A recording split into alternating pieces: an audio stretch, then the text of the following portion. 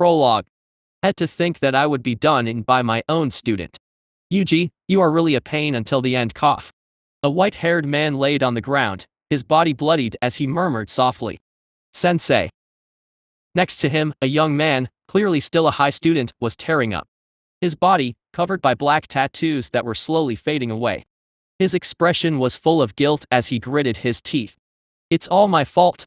You wouldn't be in this situation if you didn't have to hold back. After Yuji was forced to devour more the last 5 fingers out of the initial 20 fingers in one go, the inevitable happened. Sukuna managed to completely take over Yuji's body. Thankfully, SATORU Gojo, the strongest sorcerer, had managed to escape the seal he was previously in. What followed was an epic fight between Gojo and Sukuna. A fight of apocalyptic proportion that had completely changed the landscape of Tokyo. The result of this fight was Sukuna defeat. He had been completely eradicated from Yuji's body, and from now on, the number of curses in Japan would radically drop. But, even though the result was beautiful, Yuji couldn't accept this. After all, while Sukuna fought with all his might intending to kill, Gojo on the other was severely limited since he couldn't kill Sukuna without killing his own student. This was the reason why Gojo lay down now, while being mortally wounded. So much that no reverse curse techniques could heal him. Haha, cough. Remember what you asked me back then after you swallowed the second finger? Yuji, who closed his eyes, nodded. I asked you who would win in a fight between you and Sukuna. Had I told you right? I would win. It was on those last words that SATORU Gojo, the strongest exorcist, closed his eyes. Even after death, he never lost his smile. 1. I need to become a Shinigami. Soul Society. Do you think he is dead? In a clearing, 2 young kids were looking at a white-haired man who was laying on the ground, his eyes covered by a black shawl. What kind of questions are you asking? Of course he is dead. Otherwise, how could he be here? Oh no, I meant is he dead, like really dead? Well, who knows? Anyway, whether he is dead or not doesn't concern us. The academy opens its doors in a few days. We should prepare. You are right. Let's go. After those words, the 2 kids began to walk away, never looking behind them. Man, this world is so harsh. Even kids have no compassion. The moment they left, the white-haired man, SATORU Gojo, opened his eyes. It has already been a few hours since he entered this bizarre world. At first, he was rather disoriented. But after playing dead for a few hours and listening to different people, he had a better understanding of his situation. This was the afterlife. Despite how surprising this was, Gojo wouldn't be who he was if he let something like that bother him. Even though he died, he did manage to punch the greatest curse of mankind into oblivion. Haha, those kids better make a statue in my honor. Perhaps Noburo will even write a book about me. Thinking about his students, his smile dimmed a little. He had come to like the little team he was in charge of, and he had to admit that leaving them made him sad. But at least they were alive. Well, enough about this. Moping is useless. The most important thing at the moment was to know what he would do. Raising his hand, he looked at them carefully while frowning. I can feel a weird energy flowing through my body.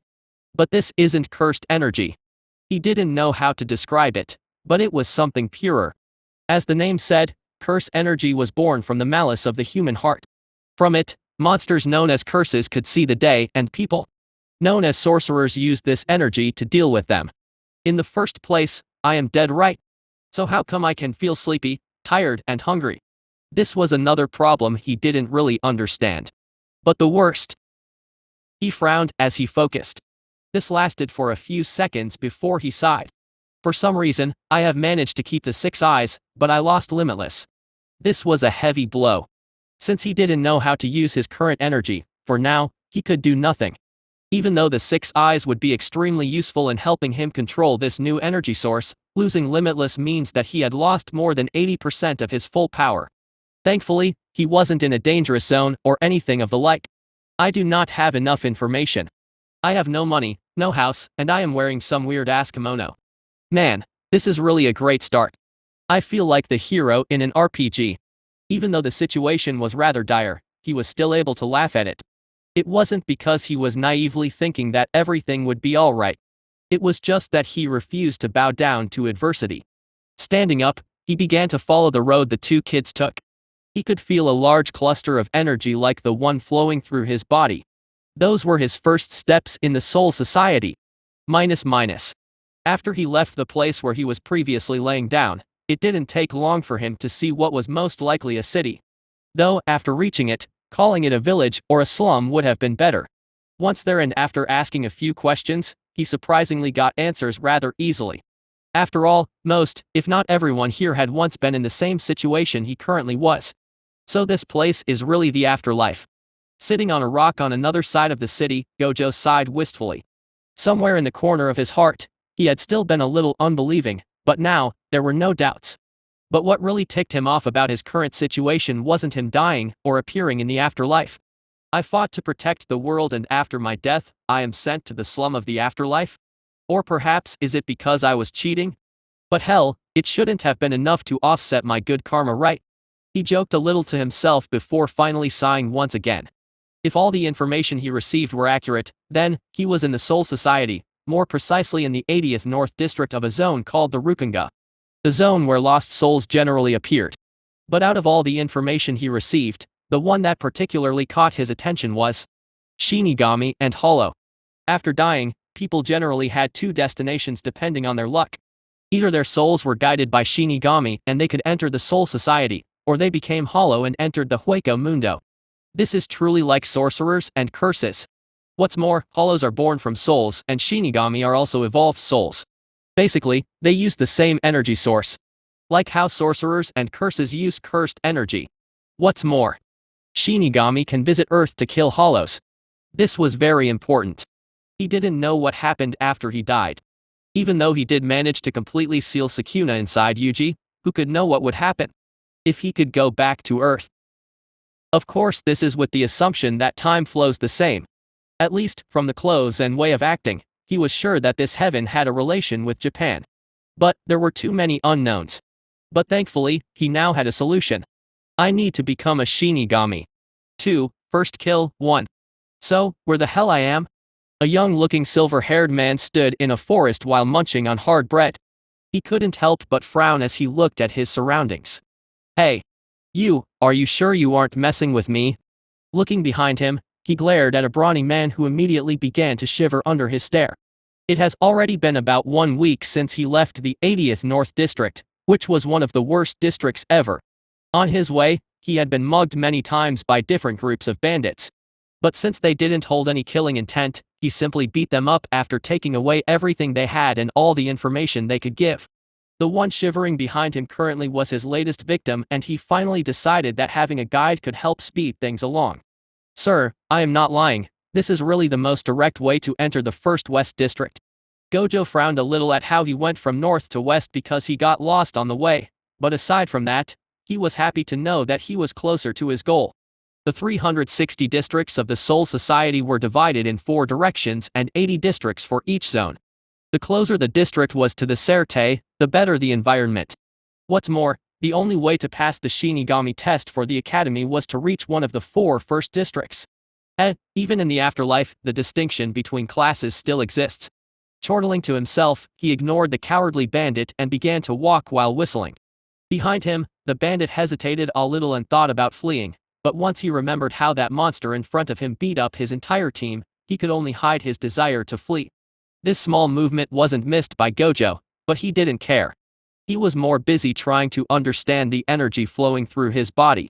Even though he was currently unable to use Limitless or any of his cursed techniques, he didn't waste his time, and now, he at least knew how the energy flowing inside his body was called. Ryairyoku. The inner energy which flows through all beings. At first, he was surprised at the fact that a soul could feel hunger, be tired, or even bleed for that matter. But, the answer was surprisingly easy. The more Ryairyoku a soul had, the closer their body's function became to humans. High-level souls could even have sexual relationships and give birth to children. In short, the Soul Society wasn't that much different from the normal human society. Well, I wonder how strong I am in this world. Those bandits were rather easy to beat, but he refused to compare himself to them. He needed to meet one of the so-called Shinigami and see how far he stood. I also need to master this technique. Perhaps I should learn the power system of this world. The only thing he could do as of now was to strengthen his body with this mysterious energy. But he hoped this wasn't all. He was no slouch when it came to martial art, but nothing beat the feeling of being all-powerful and completely untouchable. Secretly, he also hoped that learning the power system here would help him be able to use Limitless again. No matter, I am a genius. It shouldn't take long for me to learn. At the very least, he believed in the power of the Rokugan Six Eyes. Back then, it was thanks to the combination of his Rokugan and his Limitless that he was hailed as the strongest sorcerer. Thanks to it, his control over his cursed energy had been so perfect that it feels like he had an unlimited amount of energy. Even now, he was sure that he just needed 2 or 3 direct examples on how to use this energy to get it. The only thing stopping him now was the fear of messing up his energy point by making the energy flow in the wrong way. A phenomenon extremely common for the members of his clan who tried to master Limitless even though they didn't have the talent necessary for that. He might be a genius, no scratch that. He might be an unprecedented genius, but he knew more than anyone else how dangerous it was to experiment without any frame of reference. They continued to walk like that for a while in total silence. The signs of life were becoming more evident once again, and he was sure that he was coming closer to the city. It was then, huh? A sharp scream resonated, the birds, startled, began to flee away. Looking at the direction of the scream, Gojo's brain immediately went into overdrive. His vision suddenly shifted, reaching far farther than anyone should be able to see. Finally, he was able to capture the scene. 2 seemingly young children, one a brown-haired girl and the other a silver-haired boy, were facing a red monster with a mask on its face. The girl was holding a sword, but from her posture and shivering hands, it was clear that she was still a newbie. What's more, from the blood flowing from her head, it seemed that she was already wounded. A smile formed on his face. It seems like I will be given a first-hand demonstration about how to use Ryoku. 3. First kill, 2. Another point of view. On the scene, the brown-haired girl stood her ground, her face ashen, but her gaze firm. Shiro, I want you to listen to me. Slowly step back before running as fast as you can. It's the first district, help should come soon. She still couldn't understand how they could be so unlucky as to meet a hollow in one of the first districts. Regular sweeps were always done by official shinigamis in the first 40 or so districts. But thinking about that wouldn't change their situation. Her hand shivered a little before slowly landing on her sword. Her sword still didn't have a name. She was still just a first-year trainee, but she should be able to at least buy some time for him, right? Even though she was bleeding from a wound on her forehead, the blood thankfully didn't flow above her eye and block her vision. Momo. How can I leave you here? The young little boy sadly didn't have the same spirit as her. He didn't understand that by staying here, he was simply causing more trouble. Gritting her teeth, she focused on the hollow who seemed content in looking at them squirm. It was clearly a low-level hollow, but still too much for a trainee like her to win against. I still do not master any Bakudo spell, so I must go all out with the Hado. She could already feel people coming, she just needed to stall for time. Raising her left hand, she focused her Ryoku and chanted. Hado N degree 12. Fushibi. A net of fire suddenly formed and enclosed the hollow who wasn't able to escape in time. Momo Hinamori could feel that her move lacked power, but she didn't have any time to perform a complete chant. The net covering the hollow was linked to her by a translucent red string. Kai. Boom. A powerful explosion resulted. Let's go. Hinamori didn't even wait to see the result and took the little boy in her arms before rushing away. Her action was proven to be wise since as soon as she jumped away, the place where they previously stood was blasted open by a nearly unscathed hollow. She was about to completely flee when the hollow rushed directly in front of her, thereby blocking all escape routes. Despair clouded her face once she understood that even her struggle was futile. It was when she was about to throw the little boy in her arm and act as bait that she heard it. Ooh, so this is how you use it. Turning around, she was surprised to see a rather handsome silver-haired man come out from the bush. Her expression warped at this sight as she shouted. What are you doing here? Flee. She immediately regretted her rash action as the hollow turned its attention towards the man, who surprisingly seemed completely unflustered. They really like curses, though less ugly I guess. This idiot. She didn't know what he was mumbling, but it seemed to have infuriated the hollow who lunged at him.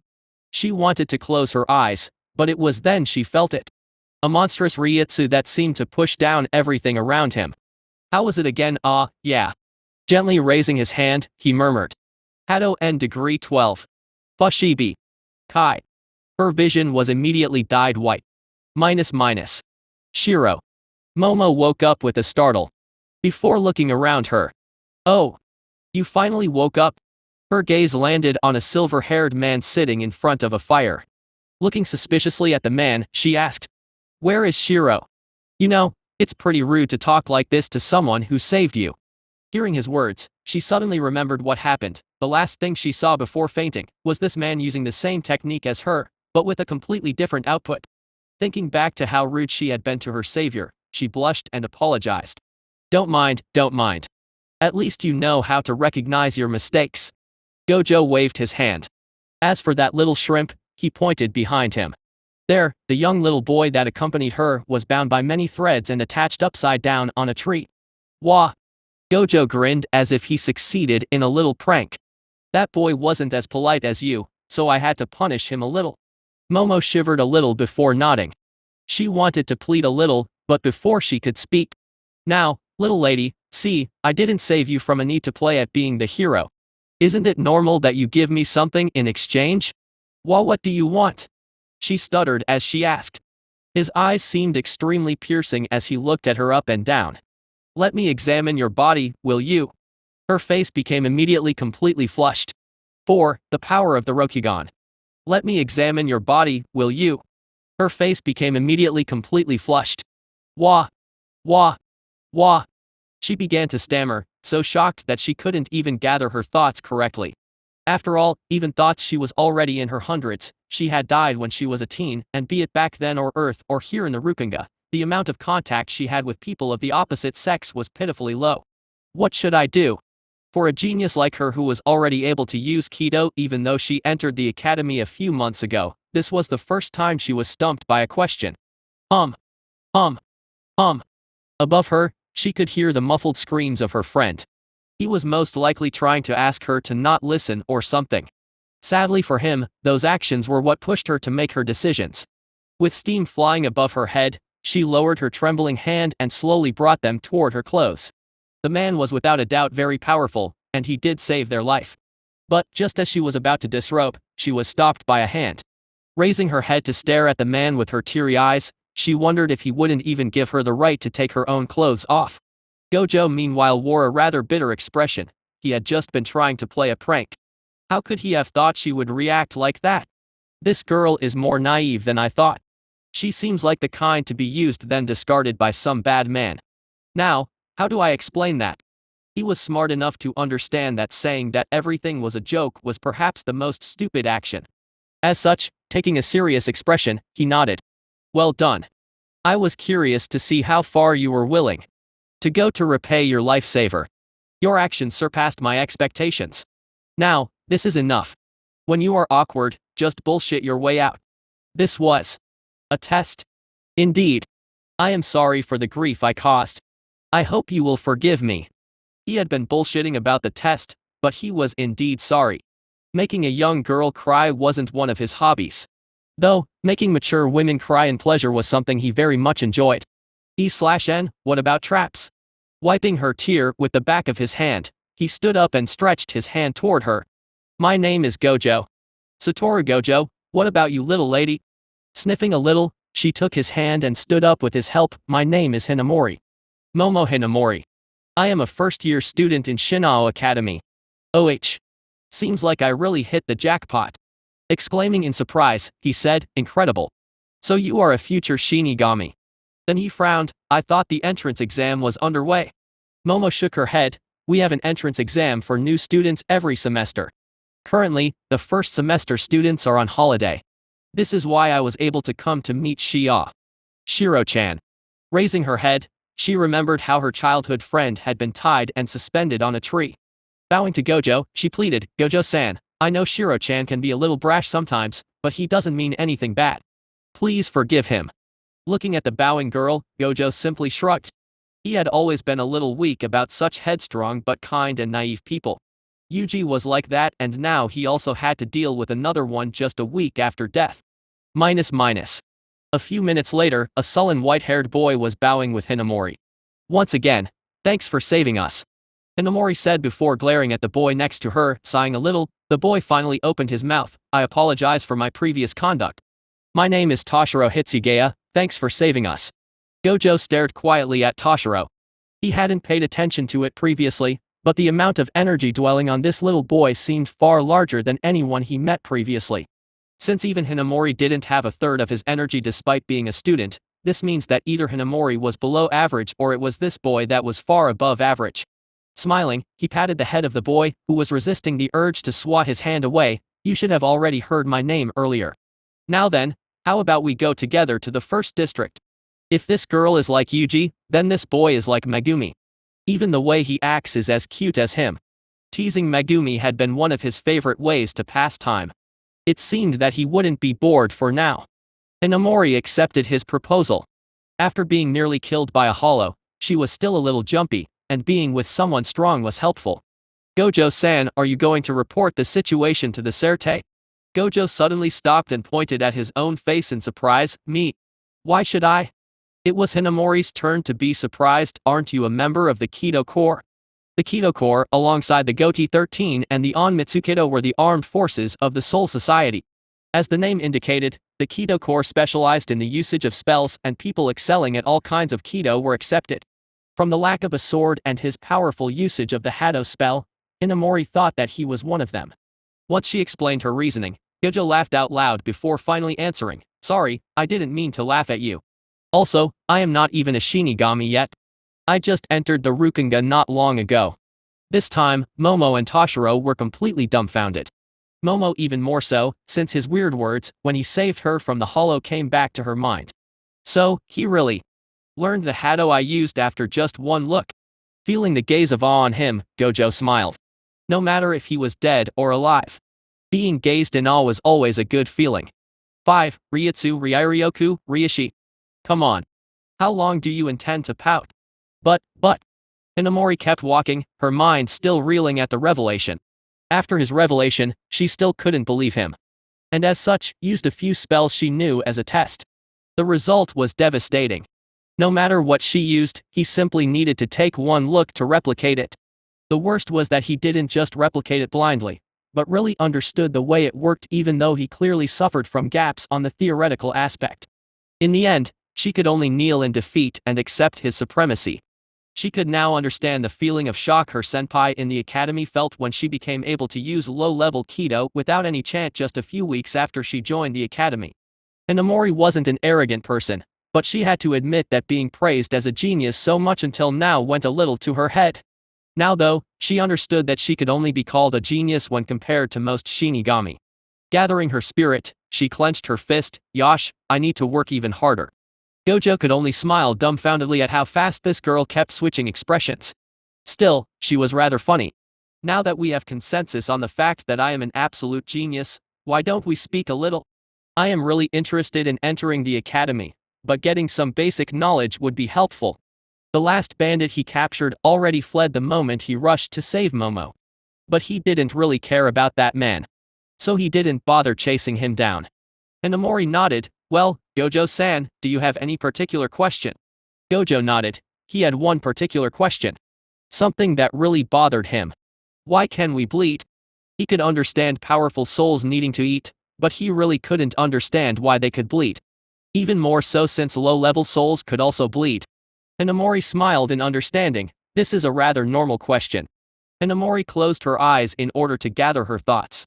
You see, in a sense, our bodies aren't different from human bodies. The greatest difference between a spiritual body and a physical body is its composition. Humans' bodies are made of organic matters, or, as we call it, kishi. Meanwhile, we are made out of a matter called ryishi.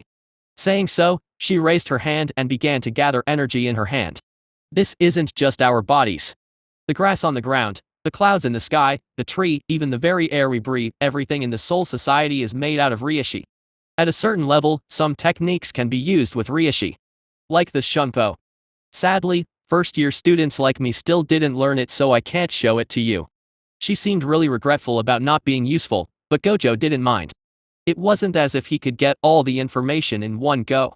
No problem. What about Ryairyoku? You know about it? Ryairyoku is something that every being, soul, or humans have in them. The greater the amount, the more powerful they can potentially become. From what I know, humans with a certain amount of it can even see Shinigami or affect wandering souls. For Shinigami, Ryairyoku is a little like the fuel we use to create our technique. Momo smiled. After Ryairyoku is Ryutsu. Ryutsu? Indeed. Ryutsu is a little hard to explain. Should I say that it shows the weight of existence? Powerful Ryutsu can basically render weaker enemies completely powerless. Since it's basically impossible to calculate the amount of Ryairyoku someone has, we gauge individual power based on Ryutsu. Saying so, she crouched down and used a stick to draw on the ground. In short, Ryashi forms the body, the vessel. Ryairyoku is the energy that fills the vessel and Ryutsu is the energy that is expressed. The more Ryashi your body is composed of, the more Ryairyoku you can have. The more Ryairyoku means a more powerful Ryutsu. This is the basics. Gojo mused a little. So, a powerful body means more capacity to hold energy and a greater ability to express it. This was nothing new for him. Still, he couldn't help but stare at Toshiro. His body doesn't seem that strong. Despite this, I can feel a great power in him.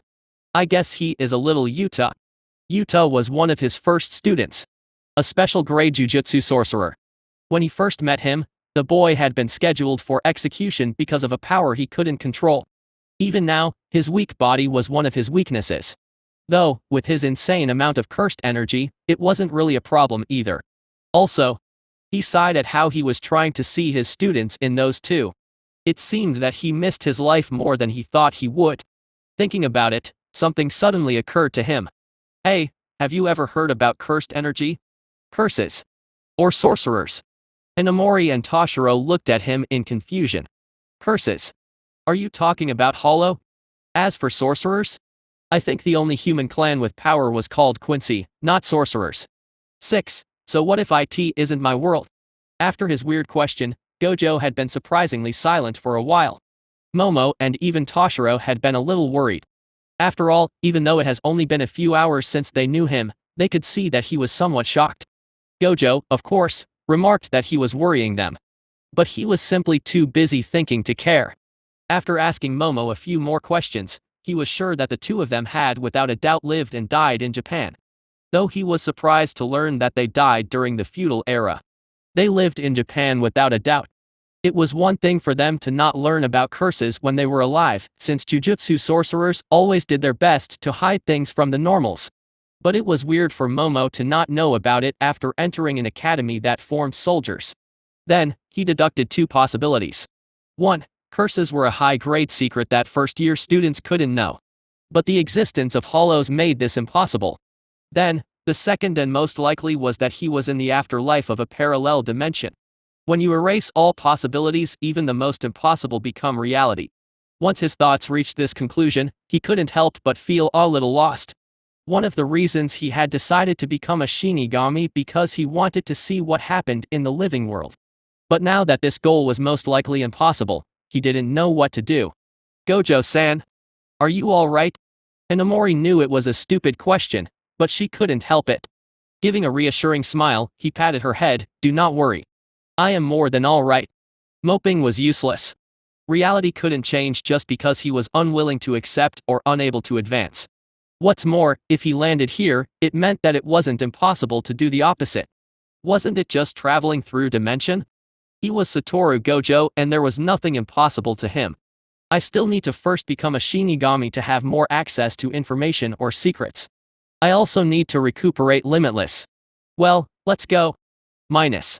Meanwhile, at the place where Gojo eliminated the Hollow, a group of 6 people wearing black kimonos with kahanashi at their side examined the scene. One of them, a blonde petite girl with gray eyes, asked, Vice Captain Shiba, what is happening? The man named Shiba, a tall man with spiky black hair, was frowning as he looked at the scorched earth all around him. From the trace of battle, it's clear that the enemy was a Hollow. As for the one who erased him, he should at least be between the 3rd seat and vice captain level. Shiba couldn't help but frown. For one, a Hollow shouldn't have appeared in the 1st district. But this could be chalked to inattention. The problem was the one who erased this Hollow. Ryutsu was like an identity card or a digital imprint. There were no two completely similar Ryutsu. Since he was a vice captain himself, he knew the Ryutsu of all seated officers from the Goti 13. Be it captains, vice captains, or lieutenants. He briefly considered the Kido Corps or the Secret Force, But it was close to impossible since they didn't leave the Serte without a very good reason. What's more, there should be no one of such level in the Keto or secret forces aside from Captain Soifon or her vice-captain Mauricio Omeda. This is troubling. Murmuring under his breath, he began to scratch his hair. Well, let's enter the first district. Vice-Captain Ranjaku should still be stationed there. We will ask her if she detected anything wrong. Yes. All the Shinigami present saluted before vanishing from where they stood in a burst of speed. First West District. The first district wasn't particularly different from the previous one. In his eyes, it still looked like a feudal village. What really surprised him though was that at the end of the village, on the other shore of the river, one could already see some building of what he supposed was the Serte. Pointing in the direction, he asked, "Hey, Momo, is that the Serte? If so, why does no one here enter?" Momo gave a bitter smile. Even though it looks like this, if anyone tries to intrude, a great barrier would appear. There are 4 gates, one for each district, and each gate has a gatekeeper. At the mention of the gatekeeper, her smile became happier. He is called Judinbo Kanzaka. He is a little brutish, but he is really liked by most people here. Well, you will learn all that when you enter the academy. Raising her head, she looked at the setting with scrunched brows. It's becoming late. What should I do? Toshiro, who had stayed silent until now, knew what was worrying her. Go make your report. I will take care of him. Grandmother won't object since he saved us. Inamori hesitated for a short while before turning towards Gojo. Gojo-san, what do you think? Gojo didn't particularly care. Either way, even sleeping under the stars didn't bother him. I am good. Then, bowing towards him in a full 90 degrees bow, thank you for saving our lives. Raising her body, she waved as she began to run. Shiro, Gojo-san, I need to make a report. See you later. Watching her leave like this, Gojo shook his head while giving a slight smile. He was having a serious headache recently. Even though his new body seemed stronger, keeping the Rokugan active without any blindfold or the like was really draining on his mental faculty. So, kid, let's go? Toshiro nodded quietly before walking ahead. He was someone quiet by nature. The only reason he had been so rash at first was because his emotions were still high after nearly facing death. Watching the young and small back in front of him, Gojo raised his head before letting out a sigh. Soon, he would enter the academy, making him one step closer to his goal. 7. Facing the 2ND Division, 1. While the sun slowly rose in the sky, somewhere not far from the first district of the Rukunga, there laid a house that had a rather peculiar decoration. 4 people were sitting while facing each other. There were 2 men and 2 women. The first man had black hair and was wearing an equally black kimono with a vice-captain badge on his arm and looked at the rest as he spoke. What brings you here, big brother? You should know that this district isn't currently under your jurisdiction. His expression was stern and serious as he said those words. He was Keion Shiba, the vice-captain of the 13th Division. Facing him was a clearly older man with similar hair color and traits. It was easy to see that the two were related. Still, 2 big things differentiated them. The first one was the sloppy way he was sitting, as if everything was simply a bother. The second thing was the large white cloak with the number 10 inscribed in kanji on the back. He was Isshin Shiba, captain of the 10th Division. Facing his somewhat serious brother, Isshin could only smile bitterly. In the Soul Society, the 4 great noble families were known to all.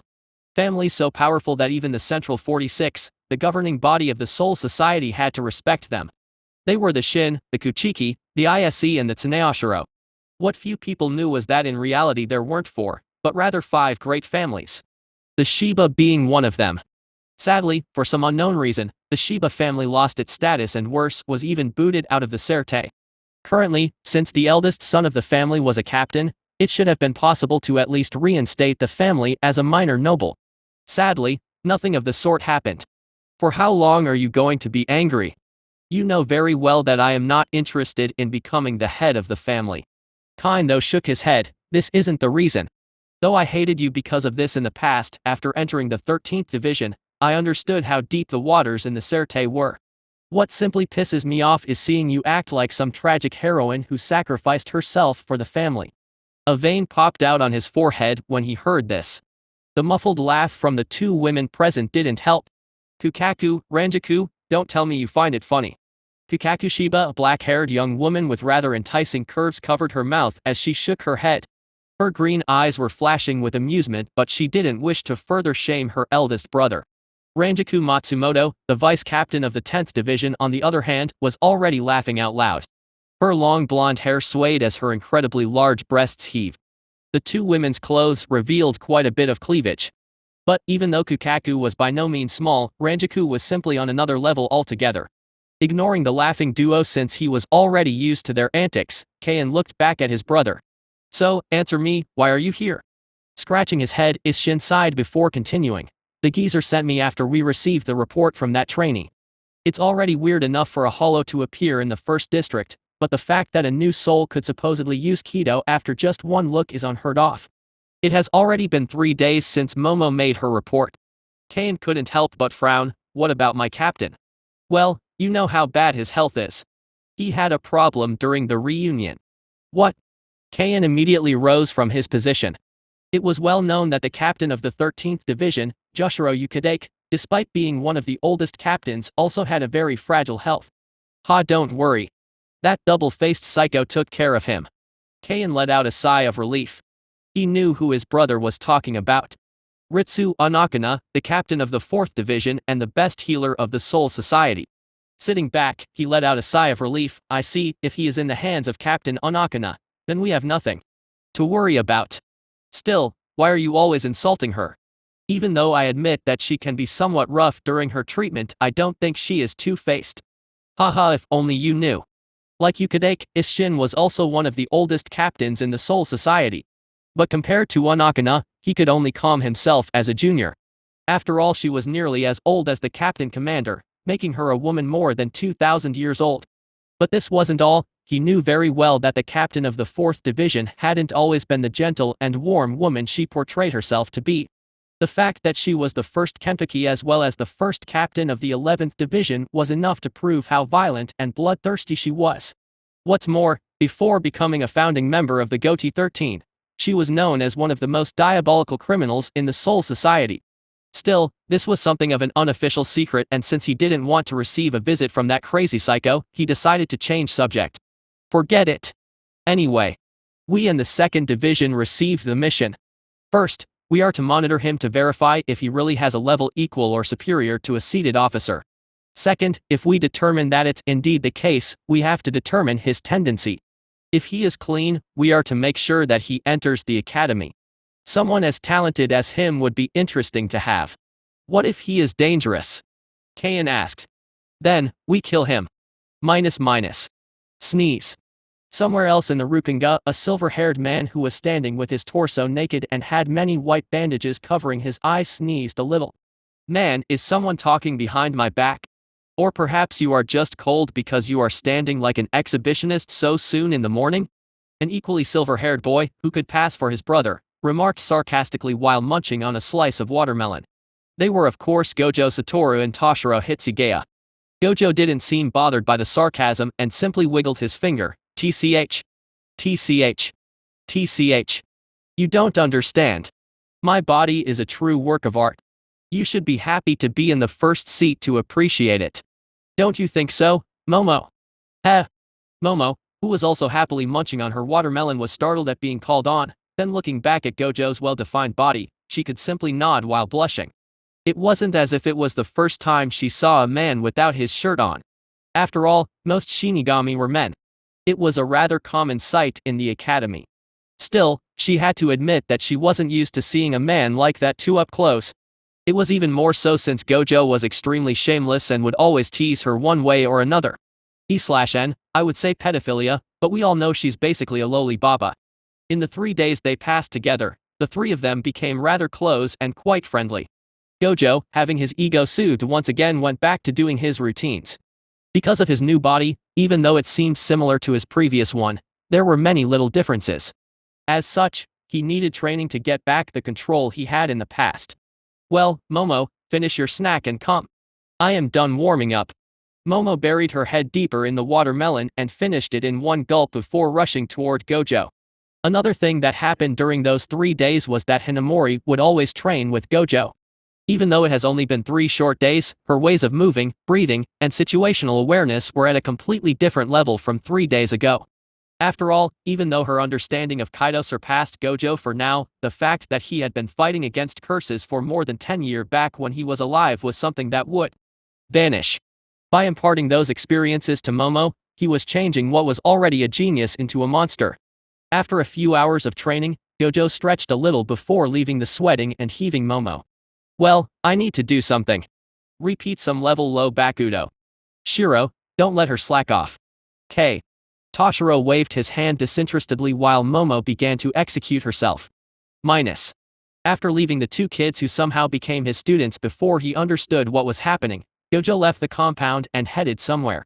It took him a few short minutes before he reached a rather remote zone. Once there, he stopped and began to stretch a little. Well, I don't know who you are, but don't you think it's rather impolite to spy on people? Silence was the only answer he received. Before a bunch of ninja-like soldiers appeared all around him, effectively surrounding him. But Gojo didn't even spare a glance at them. His eyes, even though covered, were fixated in one direction. From that place, a massive man holding a bag of chips and a short woman wearing the same black clothes with a white haori slowly appeared. I am surprised. To think we would be discovered so fast. The woman looked at him, curiosity clearly evident in her eyes. Initially, she didn't have to take this mission, but she wished to use this occasion to train some new recruits of the secret force. Now though, it seemed that this mission was going to be more entertaining than she thought. Gojo, meanwhile, showed a serious expression for the first time in a while. Even though the two in front of him were containing their powers, he was sure of it. Those two were strong. A grin formed on his face. Well, things suddenly became way more interesting. 8. Facing the 2ND Division, 2. Soifon, captain of the 2nd Division of the Goti 13 and commandant of the secret force, was attentively observing the man known as SATORU Gojo, and she had only one thought. I don't like him. Aside from him being relatively handsome and his power being too large for a new soul, what really irked her was his nonchalance. The way he spoke and the hidden arrogance in his words. Everything made her remember one man. That bastard Kisuke. It has already been close to 60 years since he fled from the Serte with her mistress. Even after 60 years, just remembering this made her want to scream and rage. Let's focus. She immediately decided to not face this man. She wasn't just a little guard following the princess, like in the past. Because of her position, it was necessary for her to not mix feelings and work. This outing was supposed to be a test for the newbies. I can't say that they failed since even the two of us were discovered. Should I have them fight against him? She pondered a little. The mission was only supposed to enter the extermination phase if the man was dangerous. Sadly, they weren't able to see enough to determine whether he was a dangerous element or a talent to pull in. What's more, if she handled the situation wrongly, she could push him away from them even if he hadn't wished so initially. If I fail my mission on the first day, the captain commander is going to kill me. Gojo, feeling no hostility coming from the people surrounding him, understood that they were just supposed to observe him. Ah. Man, don't tell me I made a mistake. The cliché scene of a guy going in a dark alley and calling out people tailing him before proceeding to beat them like a Chad was always so cool in movies. Why did he fail at the very first step? The situation fell into an awkward lull. Neither side quite knowing how to act. One could even feel a slightly cold wind flow into the scene. Scratching his head, Gojo proposed, look. How about we act as if nothing happened? You guys go do whatever you were doing and I am going to act as if I didn't see you. Deal. Looking at Gojo with a deadpan expression, Soifon once again wondered how someone could have such a punchable face. What she didn't expect was that one of her soldiers couldn't hold himself back and rushed behind the man called Gojo by using a shunpo. Even though he was incredibly fast, for her, he was so slow she could see each of his movements quite clearly. That idiot. She cursed and was about to rush to stop this action, before stopping dead in her tracks as she saw what Gojo was about to do. He smiled leisurely while taking 2 steps to the side and avoiding the hit that, while not fatal, would have surely wounded him. This was followed by a twirl, then, one full blow to the stomach. In just a few seconds, one of her so-called elites was taken down by some new soul without even being given a chance to counterattack. How did you stop him? Soifon questioned while being baffled. None of his movements were particularly fast. In fact, he simply moved a little faster than normal people. Despite this, her soldier was not even able to retaliate. Gojo smiled at this question and raised his eye cover, showing one set of beautiful blue eyes shining like jewels. It's easy if you can see. You minus. Gnashing her teeth at this remark, she waved her hand, signaling to 4 others to attack without the intention to harm him. Gojo simply shrugged at this and put the eye cover back down. I wasn't lying though. In his world, all members of the Gojo clan could more or less use Limitless. But only when Limitless and the Rokugan were linked can they bring out the greatest potential. Limitless was, in a crude way of speaking, a kind of time-space manipulation. But the Rokugan didn't fall behind. One of the best abilities was the one which allowed the user to perceive a moment of reality as if it was over 1 minute in his mind. This was an extremely powerful ability to use during combat. Because even a single second could change the outcome. Haha.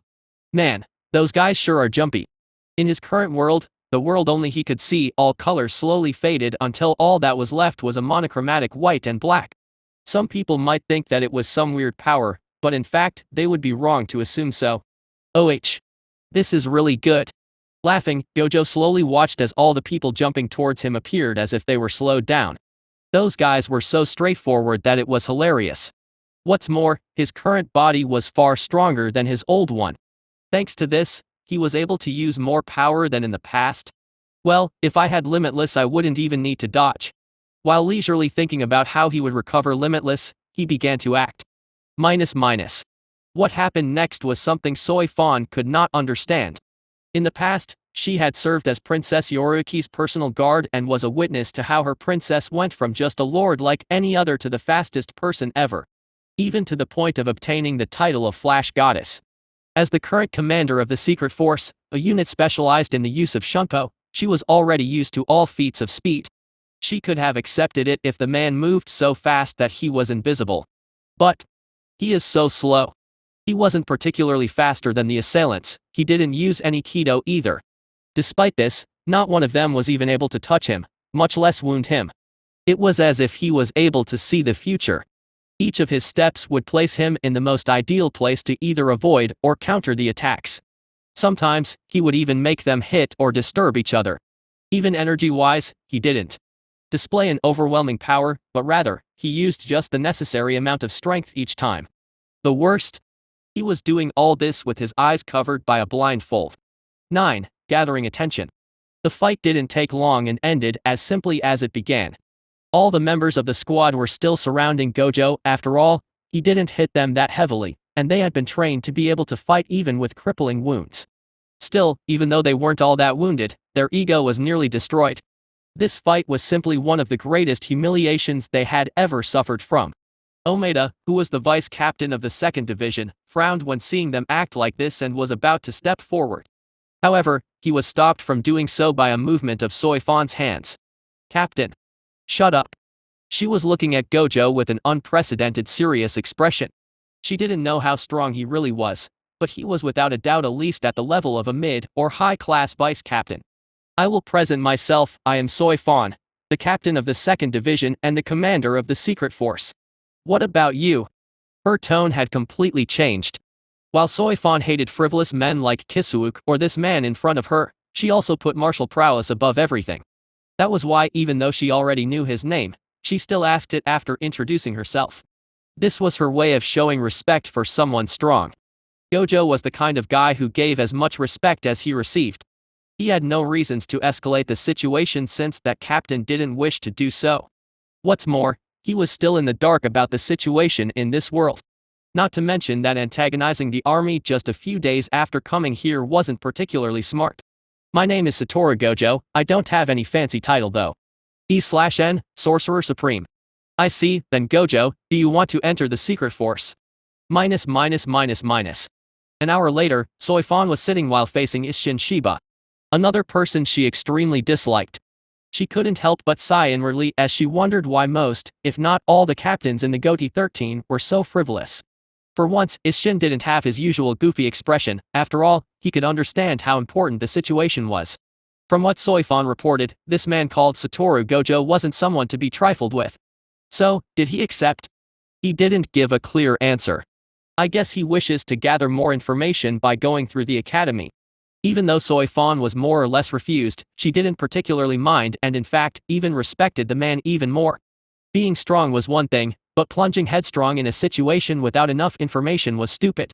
Isshin chuckled. It was rare for Soy Fawn to have such a good opinion about a man. Well, in a way our mission can be said to be a success. We have gauged his skills at the very least. As for his intentions, I guess we will have to wait for his school life to observe him more. Isshin decided to stop the mission here. After all, if the man could so easily find a secret squad observing him, no one could spy on him. Well, it's time to give feedback to the old man. Saying so, a black butterfly with purple wings flew before landing on his hand. He spoke quietly to it before sending it away. Those butterflies were called Jigokusha or Hell Butterfly and had many purposes such as being communication tools. Goti 13, 5th Division. In the center of the Serte, stood proudly the Goti 13. In one of the main buildings, with the number 5 inscribed on it, a young man with silver-white hair and an unsettling smile listened to the report from the Hell Butterfly. In front of him, a seemingly gentle-looking brown-haired man wearing a pair of glasses and a white coat over his Shinigami uniform was doing the same. After a while, once the butterfly vanished, the brown-haired man released a sigh and asked, "So, Jin, what do you think?" Jinichimaru, the vice captain of the 5th Division and the greatest genius in the past 100 years, said, "Captain Aizen, I do not think this is particularly important." Jin said so without breaking his usual smile while he faced his captain, Sosuke Aizen. "This is indeed so, but I must admit that this man caught my attention." "SATORU Gojo, was it?" Adjusting his glasses, Aizen let out a cold smile as he murmured Gojo's name. Things seemed to become interesting. Goti 13, 11th Division. In the Goti 13, some divisions had different specialties like the 2nd, 4th, and 12th, while some other divisions were simply geared toward fighting. Out of all the divisions, the 11th was known as the overall strongest, not only because of the battle-hungry members that composed it, but more than anything because of its captain, Zareki Kenpeki. The 11th Kenpeki. A man who was infamous for his strength and his battle thirst. He was also the sole captain to have reached his rank without even passing through the academy, since he killed the 10th Kenpeki, Kigenjo Kenpeki, under the witness of more than 200 Shinigami. Currently, said captain, a very tall man with spiked hair and a long scar on the side of his face, was laying down on the grass under the sun as he listened to the report. Once it was finished, a fierce grin split his face as his eyes shone with hunger. Next to him, a very young pink-haired girl was crouching down and observing a group of ants. Without having to turn around, she asked, "Ken-chan, do you want to have fun?" She was Yaru Kuseijishi, the vice captain of the 11th Division and the only one in the world who could call Zareki like this. After all, she was more or less his adopted daughter. Haha. It seems like an interesting guy will come soon. I hope he will be entertaining. On the side, Yaru gave a simple smile. As long as her Ken-chan was happy, nothing else mattered in the world. She sincerely hoped that this man was strong enough to make Zareki even more happy. Rukunga, 1st District, West. The 5th and 11th Divisions weren't the only division to receive this piece of news. The report was sent to absolutely all divisions. Each of the captains reacted in different ways. Some were disinterested, some others were curious, and some were wary. But no matter what, one thing was clear.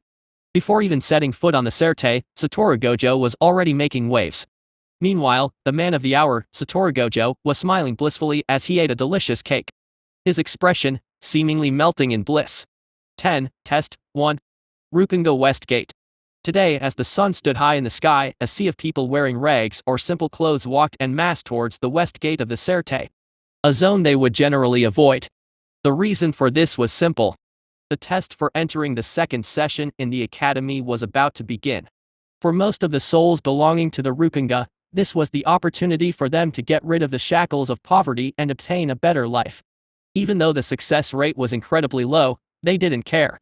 They just needed enough power to enter the school. After all, even grunt soldier Shinigami basically lived like a king compared to the life in the Rukunga. In this sea of people, Gojo, who was observing the scenery with Toshiro, could only frown at the disparity. At first glance, the Serte and the Rukunga were simply separated by a river. One side reeked of poverty, while another side reeked of opulence.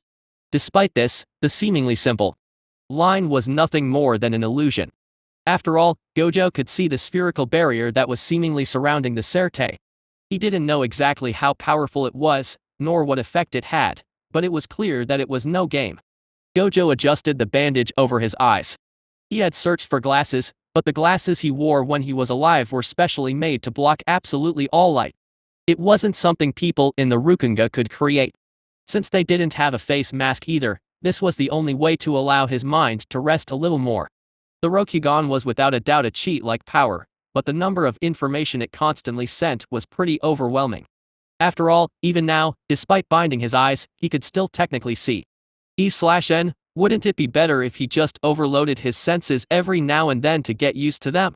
As such, he generally needed to block his sight one way or another. So, Toshiro, are you sure you want to do this? Since he was a little bored with the wait, he decided to make a light discussion. Since Momo went back to the academy, the two of them passed most of the time together, and he had to admit that the boy quite grew on him. Though he had to admit the fact that the boy was super talented and was learning everything pretty easily helped a bit. Indeed. You already told me that I had a hidden talent. I don't want to stay useless. Gojo gave a little grin. You don't want Momo to go too far ahead, you mean? It may have been just a few days, but it was easy to see how close Momo and Toshiro were. Their relationship had nothing romantic, but their friendship was extremely pure. Just as he was about to tease Toshiro even more, a loud rumble brought him out of his thoughts. The gate was slowly opening, and what stood behind the gate was a giant. Gojo raised the corner of the bandages covering his eyes and to better observe the man towering above all of them and gave a low whistle. The man raising the gate was a muscular man who easily stood over 9 meters, and was very close to 10. What surprised him was how happy the souls seemed to see him, with some of them even waving at him. You guys know him. Indeed. It's Jidenbo, the guardian of the West Gate since more than 300 years ago. He is a friend and everyone in the Rukunga likes him. This is interesting. Those of you want to pass the entrance to the academy. The first test is simple. The gatekeeper will release his Ryutsu. Those of you who can go through the gate despite this can enter. Of course, do not worry, he will not go all out, just enough to lower the number of people who do not possess the minimum requirements to even try the test. The one who was speaking was a bearded middle-aged man wearing a black kimono and a book in his hand. You have until this afternoon to reach me, then register your name. I hereby announce the start of the test. I wish you the best of luck. 11. Test 2. In the Soul Society, battles between Shinigami could sometimes end in a flash. When the difference in power between the two was too great, it wasn't just a question of stronger and weaker anymore, but the difference between prey and predator. The Ryutsu, or spiritual pressure, was without a doubt one of the most versatile weapons a Shinigami had. Firstly, no two Ryutsu were the same. Not even twins had the same Ryutsu. Secondly, someone with a powerful Ryutsu could completely crush someone with a weaker one without even having to use their weapons. If the difference was too high, the one with the weaker Ryutsu could collapse, faint, or even die depending on how much power was used. Jidenbo Ikanzaka was a rather powerful Shinigami who worked as the gatekeeper of the West Gate for more than 300 years. Even though he was lacking in skill, in terms of pure power, aside from some freaks such as the members of the 11th Division, he wouldn't lose to any 4th or 3rd seat. For such a man, if he went all out using his Ryutsu, not even one of those souls would be able to pass through this test. Everyone knew this. Thankfully, not only Jidenbo was a kind fellow, but the goal of the test wasn't to make everyone fail. After a few hours, out of the 10,000 people who had wished to enter the academy, only a pitiful 1,000 passed. Even then, the instructor knew that Jidenbo had lowered the pressure to allow some more to pass, but he didn't fault him. After all, he had also been from Rukunga. As such, while outright cheating was impossible, he didn't mind closing one eye before this kind of behavior. After verifying the time, he clapped and regrettably announced the end of the preliminaries. Thankfully, there were no limits to the number of times one could retake. Even the little Hizajai took the test twice before succeeding. Now though he is renowned as one of the best 6th-year students. For souls such as them, what they lacked the least was time. Now then, most of you guys can already more or less be considered as students of the academy. But the reality is that not all students are equal. This is where the second test comes in. The instructor began to speak as a few Shinigami wearing cloaks that hid all their features appeared one after another. Those sirs are the members of the Kido Corps. What they are holding are measure devices that will give an accurate reading of your Ryairyoku. You just have to touch the crystal ball and pour your Ryairyoku in it. Of course, this wasn't all. This test hides a little trap. Having a certain level of energy was necessary, but it was also necessary to have some control over it. Those who weren't able to pour their energy in the ball wouldn't be measured and such not considered as students. This test was made especially for students who had great skills but lacked power. After all, not all Shinigamis were frontline fighters. In the past, the test was even more strident, since it also had a physical part, but after the war against Quincy about 150 years ago, the number of Shinigamis had severely dwindled, and entering the academy became way easier. Fail. Fail. Fail. Class 2. Fail. As I thought, even though the requirements were lowered, the number of fails is still quite high. I don't even think there will be Class 1. CL Class 1. The instructor was surprised at this and turned toward the stand where the one who was assigned to Class 1 was. Oh. Toshiro passed. I am happy. Raising his head, he asked, Jidinbo, you know him? Yes. Toshiro is a good boy. Toshiro is my friend. Interesting. The instructor noted down this boy in his mind. Generally, Class 1 was filled with members of the aristocracy. Very few souls from the Rukinga could enter it, and all those that did were without a doubt genius. His silver hair makes me think of Jin Ichimaru. That lad was really something else. He didn't even have time to think about how that scary bastard breezed through a 6 years curriculum in just 1 year when he was once again stunned. Class 1. Again. He nearly shouted and was even more surprised when he saw that this time it was a handsome silver-haired man wearing bandages over his eyes. His first thought was, is he blind? His second thought as he passed through his hand through his hair was, does having silver hair help in becoming a genius? He seriously wondered if he was born with the wrong hair color. -12 to a new beginning cough. When the test ended, only about 100 students passed, and out of those hundreds, only 6, if you count Gojo and Toshiro, were admitted to Class 1. Despite such a result, the instructor seemed rather happy, and Gojo, with his experience, could understand why. For normal humans, the higher the number the better. No matter how skilled one was, sending a wave of mobs would always do the trick. But in the supernatural world, this rule didn't really apply. The larger the difference in power, the higher the number of cannon fodder needed to match would increase. That's why, for supernatural warriors, having that one guy that can act as a nuclear bomb is way better than having a bunch of fireflies. I really wonder who is the strongest bastard in this world. He had been the strongest sorcerer when he was alive. No way in hell would he be satisfied with anything else than becoming the strongest in this world as well. Looking at the sun that was setting, the instructor faced all the examinees who passed. Now then, for those who succeeded, you guys have the rest of the day to do everything you want and say your goodbyes to your family and friends. After this, you will officially enter the academy tomorrow and won't be able to go out before the holidays in a few months. Understood? Yes. Well then, now I can introduce myself. My name is Kego Ayama. I am the teacher of the first years of Class 2. All I want to say is, congratulations and welcome to the Shinao Academy. All the Shinigamis present clapped, making the souls who succeeded tear up with emotion. Even Toshiro had a few tears at the corner of his eyes. The only one who felt bored was Gojo. He wanted to hurry up and enter the academy to learn the theory behind Kido so that he could recreate Limitless. Even though he was still strong with just the Rokugan, walking without Limitless activated made him feel a little restless. As if he was walking around naked. This wasn't a feeling he appreciated. Now, before you go, each of you will register your name and family name if you have one. You will also get your measurements taken and you must indicate your dominant arm. Excitement bubbled around. All their eyes focused on the waist of the instructor, where a sword in its sheath could be seen. Even without being told, they all understood why they had to indicate their dominant arms. Soon, they would have their own Zanpakuto. Only by doing so could they really be seen as Shinigami. This made Gojo scratch his chin while in his thoughts. He really wondered what kind of Zanpakuto he would get. From what Momo told him, what the student got was more like the embryo of a Zanpakuto. Also known as Asachi, or sword without name.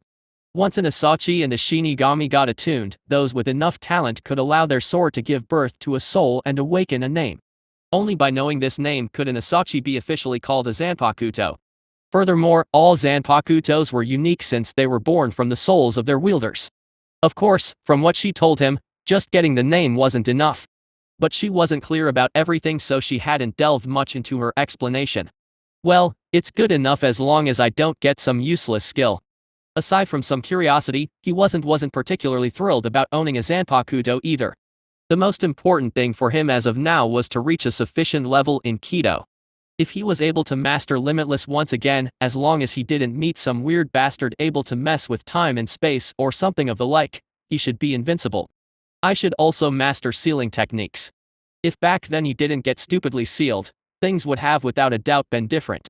It was with such bitter thoughts filling his mind that he registered. Gojo, are you going to come with me? Ha ha ha. Nah, not now. You and your grandmother must have many things to say to each other. Go spend some time with her. They went after they finished with everything they had to do and Toshiro waved goodbye to Jidinbo. They were walking in the Rukungo when Toshiro proposed that they go home together. Of course, Gojo refused. He could give his goodbyes later, but at the end of the day, he was just a stranger. As long as he was there, Toshiro wouldn't really be able to express himself. What's more, it was a little his fault that Toshiro decided to join the academy. As such, he felt a little awkward facing the kind old woman. Are you sure? Toshiro asked with some worries. For these few days, he had come to see Gojo as a friend, if not a sort of big brother. E/N, Silver Hair Gang. In the Rukunga, conventional families did not exist. After all, the vast majority of them did not have the amount of energy necessary to feel hunger, much less giving birth like the souls in the Serte. What's more, the chance of finding your family members from when you were alive was incredibly low as long as you didn't die together at the same time, moment and place. Even then, the chances were still low. As such, all families in the Rukungo were more of adopted families than anything else. The same went for Toshiro, Momo, and their grandmother. The three of them had been living as a family for close to 100 years even though they weren't related when they were alive. In this world, they were his most precious family. Still, he understood that for Gojo, who was still a new soul, he wasn't used to the way the souls in the Rukunga live. He was feeling a little downcast when he suddenly felt his hair being ruffled. Gojo. Crouching down in front of him, Gojo said, "Man, watching you look down like this makes me feel like I am doing something bad. Come on, let's go home. I will prepare something to show my appreciation to the old hag." Ah. Yes. I am sure Grandma will be happy. The rest of the night went as well as possible. The grandmother asked him to take care of Toshiro and Momo in the academy and wished them well. He could feel how good-hearted this woman was. Gojo had always lacked family warmth even during his life. After all, even though all the members of the Gojo clan could use Limitless. Without the Rokugan, Limitless was just a slightly more powerful cursed technique that was basically impossible to use.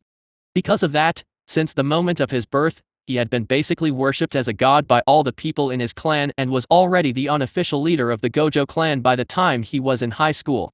That's why he had to admit that the few days he spent under this home with this gentle old woman and his two slightly troublesome siblings had been incredibly blissful.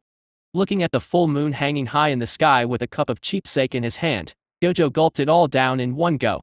To a new beginning. He then began to cough heavily. Damn, what the hell do they make this thing with? My badass moment was totally ruined. Cursing, he took out a dango from the plate on his side. Yeah, this is the stuff. Epilogue 1, Hidden Danger. Human world. Ooh. A terrifying roar resonated in the sky. Under the light of the moon, a large white monster with a hole at the center of its chest and a mask covering its face was happily munching on a bag of flesh and blood. E/N, the author intentionally put bag of flesh. Makes me think that the Hollow is touring France with a bag of flesh. Eating a leg. Smoking a finger. Crunch crunch. The disgusting sound of bone slowly being crushed and flesh being bitten apart could be heard. Next to it, watching this scene with terror while his whole body shivered, was a Shinigami. He knew that he wouldn't get out of this alive. He knew that soon, he would end up like his friend, in the maw of the monsters they swore to destroy. At least, I need to warn them. Even though he knew that he would die, he had long since been prepared for this. All that mattered now was for their deaths to not simply be a waste. Those hollows are abnormals.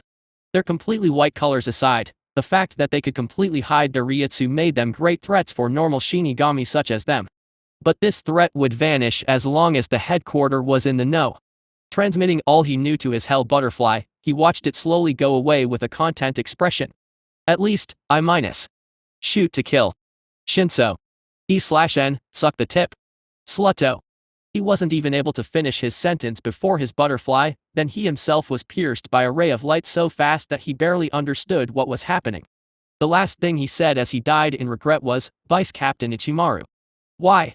Then he was immediately divided in three by the same ray of light before his body pieces were swallowed by the hollow, thereby erasing all traces of his existence. Standing about 1 kilometer away from the scene of the death of those two Shinigami was a silver-haired man wearing the smile of a jester. Well, it seems like the captain's little experiment nearly got discovered ahead of time. In his hand was his Zanpakuto, in its normal form, a short sword that looked more like a slightly longer knife than a true sword. What he had just used was his shike. The special ability of his Zanpakuto's shike allowed him to extend his sword up to 1.5 kilometers with a speed at 50 times the speed of sound. No normal Shinigami could react to such an attack. Sigh, I really wonder if I should claim some raise for overtime work. Even though he had personally killed a Shinigami who was under his order in the 5th division and watched another get devoured alive, he showed no particular remorse at this sight. After all, it hadn't been the first time he did such things. Well, I think this is enough. I should go back now and erase those two from the books. Each time a Shinigami went on missions in the world of the living, they had to give a report to their respective captain who would then show it to the Central 46. Of course, in this case, he hadn't followed the procedure at all, and soon, those two Shinigami would just be buried in the sea of hundreds of Shinigami who vanish each year. Giving one last glance to the city, he let out a low chuckle before turning around and going through the gate that had appeared. Behind him, the hollow gave a satisfied burp as it digested its meal, before completely vanishing. Shinao Academy. In the office of the academy, two people were facing each other. One of them was a slightly round bald man, while the other was a tall and well-built black-haired young man with the number 69 tattooed on his left cheek. Shuhei Haizajai, how are you? I am perfectly alright, teacher. If you excuse me, why was I called at this hour of the night? Ha ha ha. As straightforward as always. Well, I won't take much of your time. You should know that the students for the second session will enter tomorrow, right? Indeed. Well, after they have some time to acclimatize themselves, it will be time for the special course of soul burial in the human world. It's a tradition for the best 3 6th years to lead the first-year students from Class 1, and you, Kanazawa, and Oka had been chosen as the representatives. What's more, it was decided that you would be the main leader. So, are you willing? Izaji's eyes widened in surprise. Leading the first-year students for their first soul burial might seem like a thankless task, but in reality, it was proof that the teaching staff believed in your abilities. As such, this honor was fought fiercely by all 6th-year students, and most of the time, the ones chosen were members of the nobility rather than people originating from the Rukunga like him. Once he completed this task, in the future, if he wished to become a seated officer in any division aside from the 11th, those credentials would be incredibly useful. As such, how could he be unwilling? I accept. Of course, you have to be careful. Being the leader means that most of the responsibility in case of problems will fall on you. But, I believe in your abilities. Thank you very much for the praise, teacher. I will endeavor to not disappoint you. He bowed to express his gratitude and barely controlled his expression to not let his obvious happiness show. No matter what, this was a great chance for him. What's more, soul burial was just a simple job with basically no risks. What was the worst that could happen? 13. Yamamoto Jonryasai. Rukunga, West Gate. Even before dawn neared, most of the examinees who succeeded were already standing and waiting for the gate to open. Gojo, still with his blindfold, was yawning quite exaggeratedly. He had wished to sleep a little more, but Toshiro had been too excited, and as such he had been forced to follow him. Thankfully, it seemed like the instructors had predicted this and didn't wait for long. Standing in front of the giant gate that loomed in front of them all, Jujinbo slowly raised it above his head. For the people of Rukunga, it was like the opening of a new world. Behind the gate stood the instructors with a smile. Welcome to the Serte. Serte, Shinao Academy. The distance from the West Gate to the Academy had not been that long, and it was pretty direct, but it had been an eye-opener for Gojo. Even though the feeling was still in a feudal era, the difference between the Rukunga and the Serte was like the difference between heaven and earth. Even the air felt cleaner, and all the people were overall richer and stronger. After getting their uniform, a kimono composed of a mix of white and blue were given to the boys and white and red for the girls. They were told that their Asachi would only be given to them during the first class of Zanjutsu. The instructor didn't say much about this as everything would be explained once the students joined their respective classes and just proceeded to at least give them the necessary information. Once all of this was done, they, as well as all the students in the school, were called to stand in the courtyard to hear the speech of the academy founder. It was then that Gojo, who had been more or less completely bored out of his mind, focused. On the podium, with the help of a cane, stood a hunched old man with a very long beard and large eyebrows wearing a black kimono and a white hakama with the number 1 on it. I am Yamamoto Shichihuni Jonryusai, captain of the 1st Division, captain commander of the Goti 13, and founder of the Shinao Academy. To all of you Shinigami aspirants, I have one word. Welcome. The silence fell as everyone was astonished by the living legend standing in front of them. The same went for Gojo, but for a very different reason. This old man is a monster. For the first time in a long while, Gojo felt cold sweat on his back. No other words could explain what he was seeing.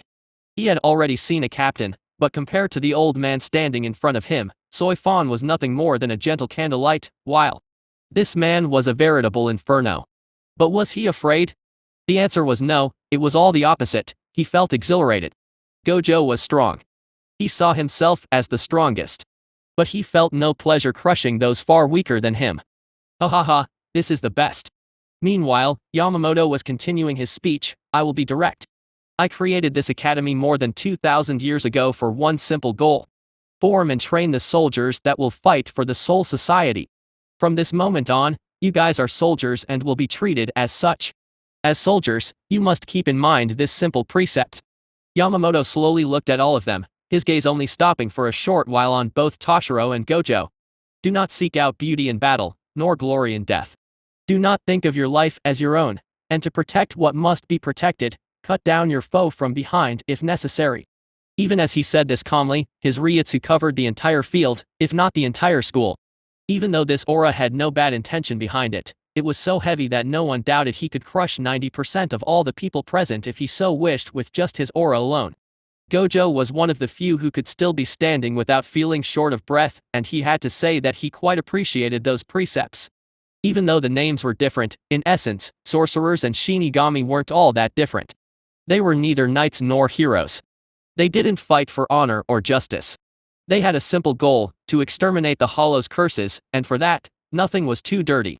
Sadly, as one of the higher-ups of the Jujutsu sorcerers community when he was alive, he knew that realities couldn't be that easy and that all organizations had their parts of darkness and politics. But this didn't matter.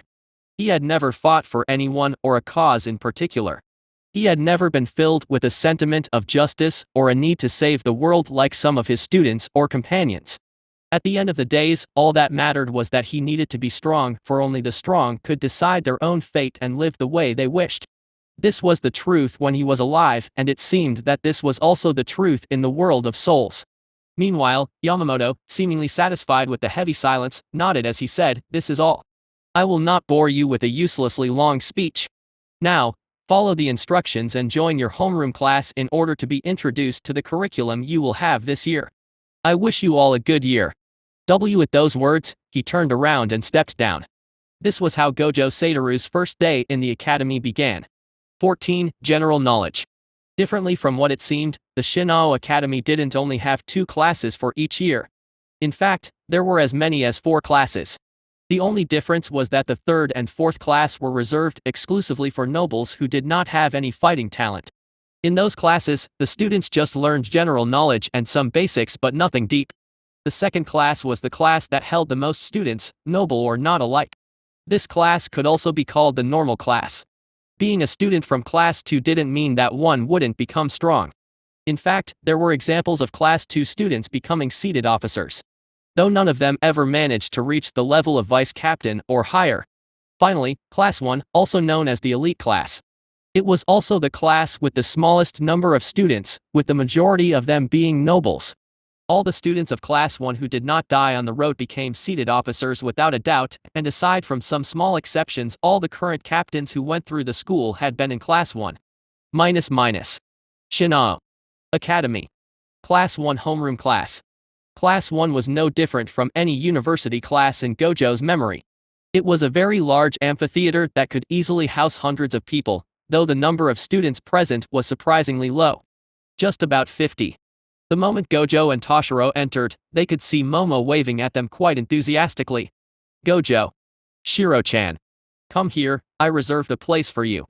Gojo laughed lightly while Toshiro blushed in shame. Being called with such a cute nickname in front of his new classmates on the first day wasn't something anyone could support. What's more, even though Toshiro wasn't young by any means of the word, for him, who was only in his 50s at most, he was without a doubt the youngest in the room. Well, technically I am the youngest. Gojo's laugh cramped a little before he decided to later threaten Momo and Shiro to never reveal his age. Under the gaze of all the students present, Gojo and Toshiro joined Momo, who sat alongside two men. A blonde man who looked a little shy and a Yankee-looking red-haired man. Yo. Will you be introducing us to your friends? Gojo gave a frivolous salute with his usual smile as if nothing could bother him in this world. Of course. Gojo, Shiro, those two are my schoolmates. Renji Abarai and Izuru Kira. Renji, Kira, those two are the ones I talked about. The boy named Renji gave a scrutinizing look at Gojo as he said, this sissy-looking guy is the one who killed a hollow you said? Renji. Sissy? Gojo raised the corner of his blindfold to take a better look at Renji from up to down. Haha. Renji was taken aback because of his actions. After all, he had thought that the man was blind. But this simple laugh full of disdain which spoke more than thousands was like a critical blow. Bastard. What do you mean? Sighing, Gojo took a seat and said, I mean, look at you.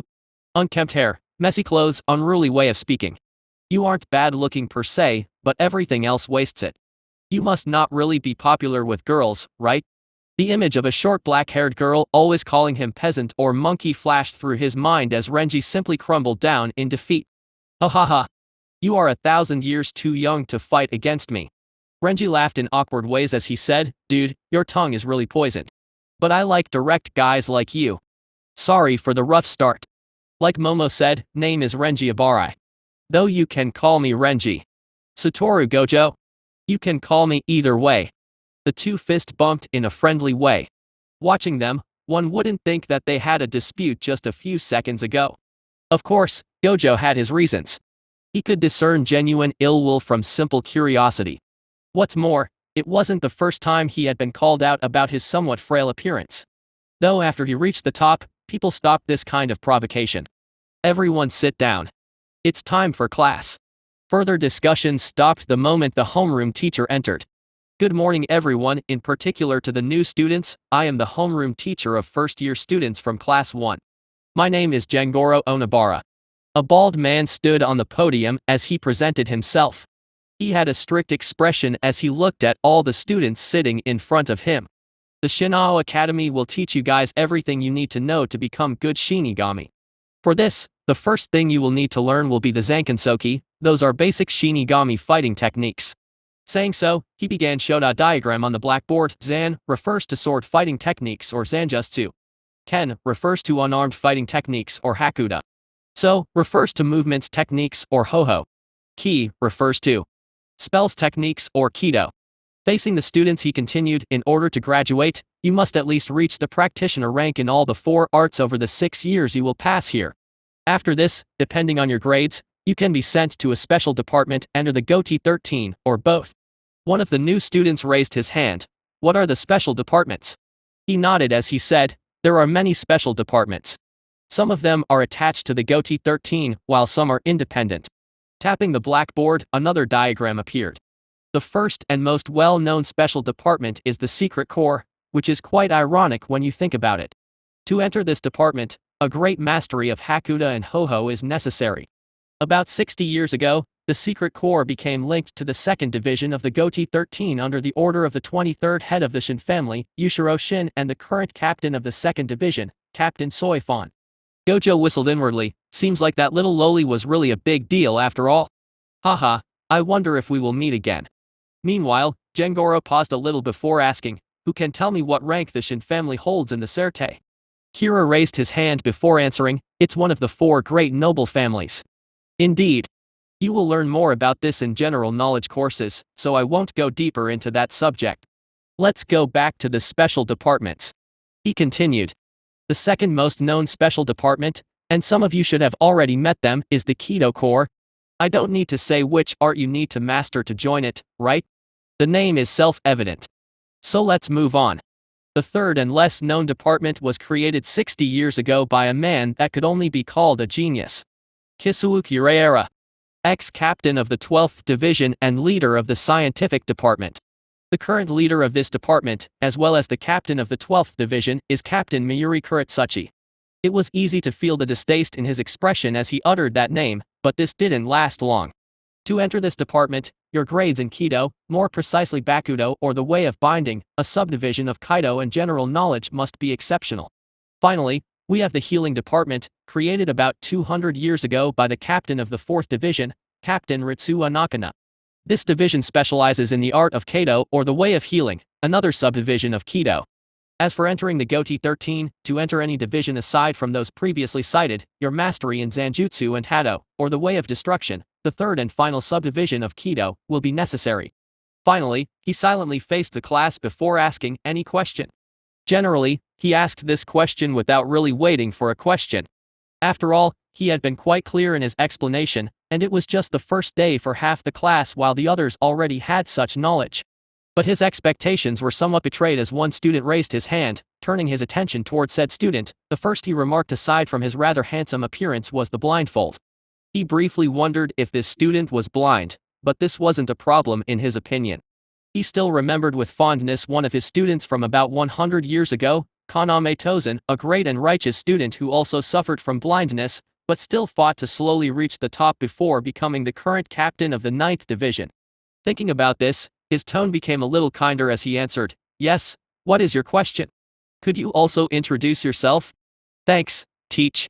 My name is SATORU Gojo and I have a little question." "Go on. The curriculum is 6 years long, right?" "Exactly.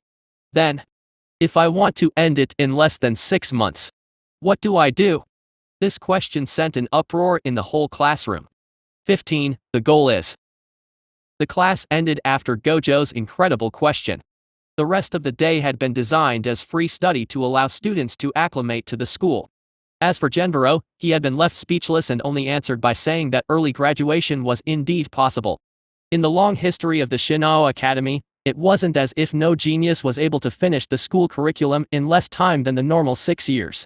The two most recent who had managed such a feat were Kei and Shiba, who finished in just 2 years and was now the vice-captain of the 13th Division, as well as Jin Ichimaru, who broke all records by finishing in just 1 year and was now the vice-captain of the 5th Division. From this, one could understand how shocking Gojo's questions of finishing in just 6 months had been. Like all rumors, just a few hours after the end of the class, all the students in the teaching class were in the know, causing various reactions. From mocking to thoughtful. Minus. Meanwhile, Gojo, the source of this uproar, couldn't care less about this.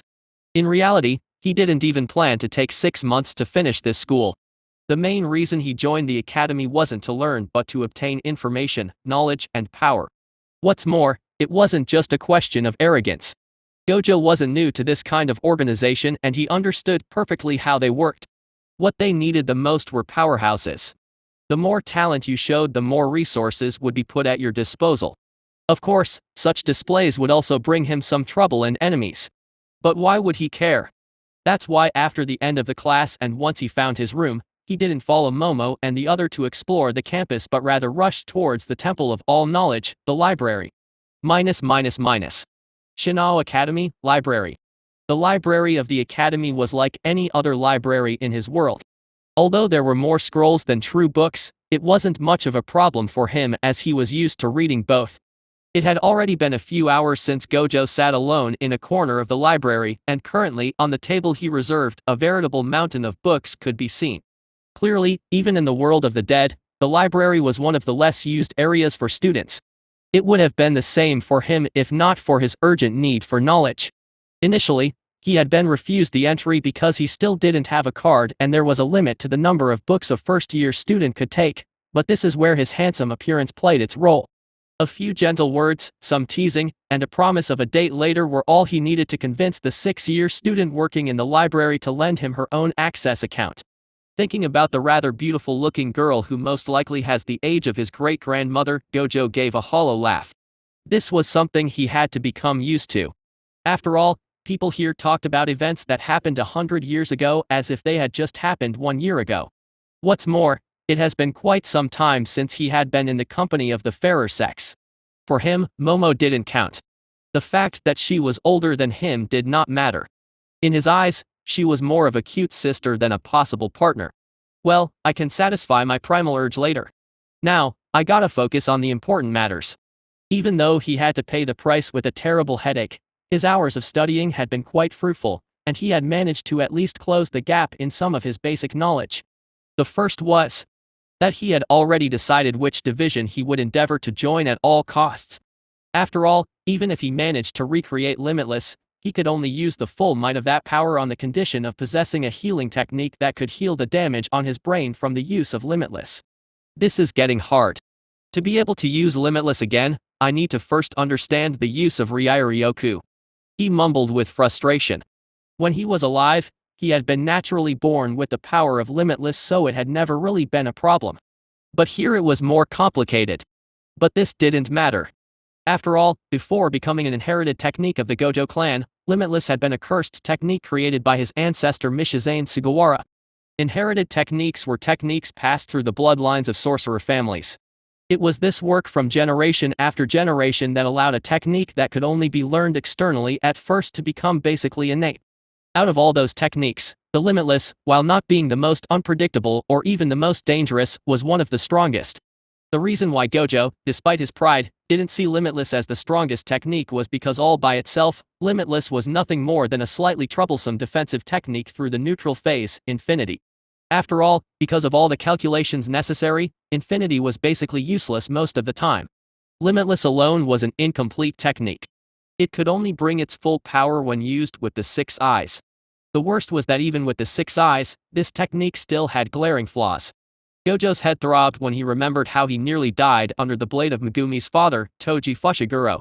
If back then, he didn't complete the reverse curse technique and learned how to heal himself through this, or if Toji had pushed the blade a little deeper in his brain, he would have been a goner. Resting his feet on the table, Gojo slightly inclined his chair and began to think about his future actions. Haste makes waste. Let's use the first week to acclimate myself to the school while learning more about Kido in my spare time. Sadly, students, even 6th year ones, could only learn up to the Kido numbered 60. Both in Hado or Bakudo. For Kado the records were basically non-existent. This was another reason why he had to graduate fast. Once he had some grasp on Kido, the most important thing was to see if he could use cursed techniques. After all, Limitless stood at the pinnacle of all cursed techniques in terms of complexity. If he couldn't even recreate common cursed techniques, wouldn't it be a joke to succeed with Limitless? Haha, just thinking about this is funny. Perhaps I could become like that Kisuke guy and create my own department. Thinking about how he could perhaps create his own jujutsu high school, his heart began to beat wildly in his chest. Yeah, let's do this. I will become the first sorcerer of the Soul Society. 16. A player. Shinao Academy's Class 1 dormitory. A ray of sunlight passed through the window of a room. Laying down on the bed, Gojo frowned before opening his jewel-like blue eyes. Getting up, he stretched a little before looking to his side. There, lying next to him was a naked girl. The library girl. Her naked and enticing body in full display. She was quite short, and he had to admit that she lacked some of the curves he liked in women, but she was quite cute, and it wasn't as if he was searching for a long-lasting relationship. Even when he was alive, he had many such relationships with different girls. Her full name was Hikaru Kanazawa, a 6th year student and quite skilled from what she said. At least, it seemed that she was one of the top 3 students. Even though Gojo was quite full of himself, he was at first a little surprised at how easy it had been. Even though it might have broken the mood, he asked her why she had been so accepting, and the reason had been quite startling. For one, she was already about 400 years old, so she had less hang-up. What's more, a few days ago she had just participated in a mission where 4 out of 10 official Shinigami died. So she had been feeling quite stressed. In a way, you could say that he had simply been at the right time and the right place. The fact that he had slept with a 300 years old woman aside, her confession about the reality of death left him silent. He wasn't new to such realities. After all, few jujutsu sorcerers managed to die out of old age. It seemed that he had woken her up as her eyes trembled for a short while before slowly opening. She seemed a little lost at first, before blushing fiercely when she remembered the wild night she had. She had never thought that she could be so wanton in bed. It had been about 200 years since the last time she had any sexual relationships, but even then, she had never felt like this. Yo. She gave a rather awkward laugh before turning her head to the side. Put your clothes on, please. Gojo on the other hand simply put his hands on his hips and stood proudly. Why? I have nothing to feel ashamed of. By the way, we should still have time before class, right? What do you think of another round? She hesitated for a little while before nodding. She didn't have any illusion about this relationship of theirs. Nor did she wish for anything. But, letting go from time to time didn't seem like a bad thing. Soon, moans of delight once again resounded in the room. Minus. 1 hour later, a still flushed Hataru was wearing her uniform. Her legs were still shaking from the previous fight with Gojo, and she was once again blown away by how good it had felt. Thankfully, each room was equipped with a bathroom, so she was able to wash all the sweat and dubious liquid covering her body. While she was tidying up her hair, she suddenly said, "Before I forget, in about 1 or 2 months, me and my 2 comrades will be tasked to lead the first-year student of Class 1 in the real world for a special course about soul burial. There will also be a surprise exam about hunting hollows, but those are only dummies. The 3 of us will grade you." Oh. Gojo, who was still half naked, raised his eyebrow. It doesn't seem like the kind of thing you should say, right? Hataru simply turned her head aside and said, "It doesn't really matter. As long as you don't say it to anyone else, it will be alright." Gojo chuckled. "Thanks, I appreciate it." Coming closer to her, he lowered himself and kissed her on the forehead. "You can come to me anytime you feel stressed." She blushed fiercely and mumbled, "Idiot," before opening the door in a rush and leaving his room. Once she left, Gojo shook his head before putting the top of his clothes on, then put on his blindfold before walking out. Once outside of his room, he looked at the corner of the hallway before calling someone out. "Momo, how long do you plan to hide?" A blushing Momo walked out of the corner, her face steaming out. I am sorry, I didn't mean to peep or anything. I just wanted to wake you up and show you the way. I came not too long ago." The dormitory wasn't separated by gender, only by class and year. After all, no one here was a child. Gojo knew that she was lying. He had felt her presence outside of his door for about 40 minutes. But he didn't want to call her on that. Haha, it isn't a problem. Anyway, what class do we have again? This question seemed to snap her out of her daze. Zanjutsu. You guys will receive your Asachi. Asachi, huh? He looked at the sword hanging on her waist. From what he had seen, basically all Asachi looked the same, and even those that looked different weren't truly that much different. Just some difference in length or width. From what he understood, this difference was mostly because of the difference in the amount and quality of Ryoku. But having a bigger sword didn't mean that you were stronger. He still remembered quite clearly that the sword Soifon had was very short. This showed that the length and width of a sword were more about energy control and personal style. It would be quite funny if some newbie was considered strong just because he had a sword bigger than most people. 17. Getting an Asachi. Shinao Academy, Training Ground. The moment Gojo entered the training ground, he was surprised by how large and well furnished it was. A large field equal to 2 football stadiums equipped with training dummies, targets, a track course, a zone for resting, and many such things. When he remembered that this was just the ground for Hakuda, Zanjutsu, and Hoho, he couldn't help but imagine what the Kido training field looked like. At the center of the field, a large line could be seen slowly advancing, each of the people in it receiving something one after another. Yo. Man, what took you so long? I thought you two got lost on the way. A red-haired man who was watching with a bored expression next to a black-haired woman perked up the moment Gojo and Momo entered. Haha. Sorry, I was a little, let's say, busy. Momo had to wait for me. Momo lowered her head in shame when she remembered the reason why Gojo was busy. Oh. Renji was a little surprised at Momo's reaction but didn't pay much attention to it. Anyways, you should line up to take your Asachi. Kira took a place behind Hitsugaya to help you. Well, this is good and all, but could you introduce us to your friend? Gojo looked at the short black-haired woman as he said this. In terms of height, his eyes, even though blindfolded, told him that the woman standing in front of him was nothing more than 144 centimeters tall, which, when compared to his 190 centimeters or Renji 188 centimeters, seemed ridiculously small. Oh. Do you mean this small girl? Her name is Rukia. She is an old friend of mine. Renji shrugged as he introduced the girl. Though, from the way she stomped on the ground, it seemed that she didn't appreciate. Small. Monkey face. I am not small. Okay. It isn't my fault if you guys are so ridiculously tall. What's more, I am still growing. Renji snickered, growing? Wake up, please. It has already been 100 years since we've known each other. Pretty sure this is it for you. Watching the two fight like this, Gojo smiled gently. Lifting the corner of his blindfold, he stretched his hand toward Rukia. I feel like I said it too many times already, but the name is SATORU, Gojo. Happy to meet you, Rukia. So, I have a question. Shaking hands with Gojo, Rukia tilted her head. Go on. When is the marriage between you and him? Gojo never thought that a face could turn as red as a tomato so fast. Minus. A few minutes after escaping from Rukia's shame-fueled, but useless hit since she couldn't even touch him, Gojo was standing behind Toshiro as he waited for their turn to receive a sword. From what he understood, after receiving the Asachi, it was necessary to inject your Ryoku in it for an initial synchronization.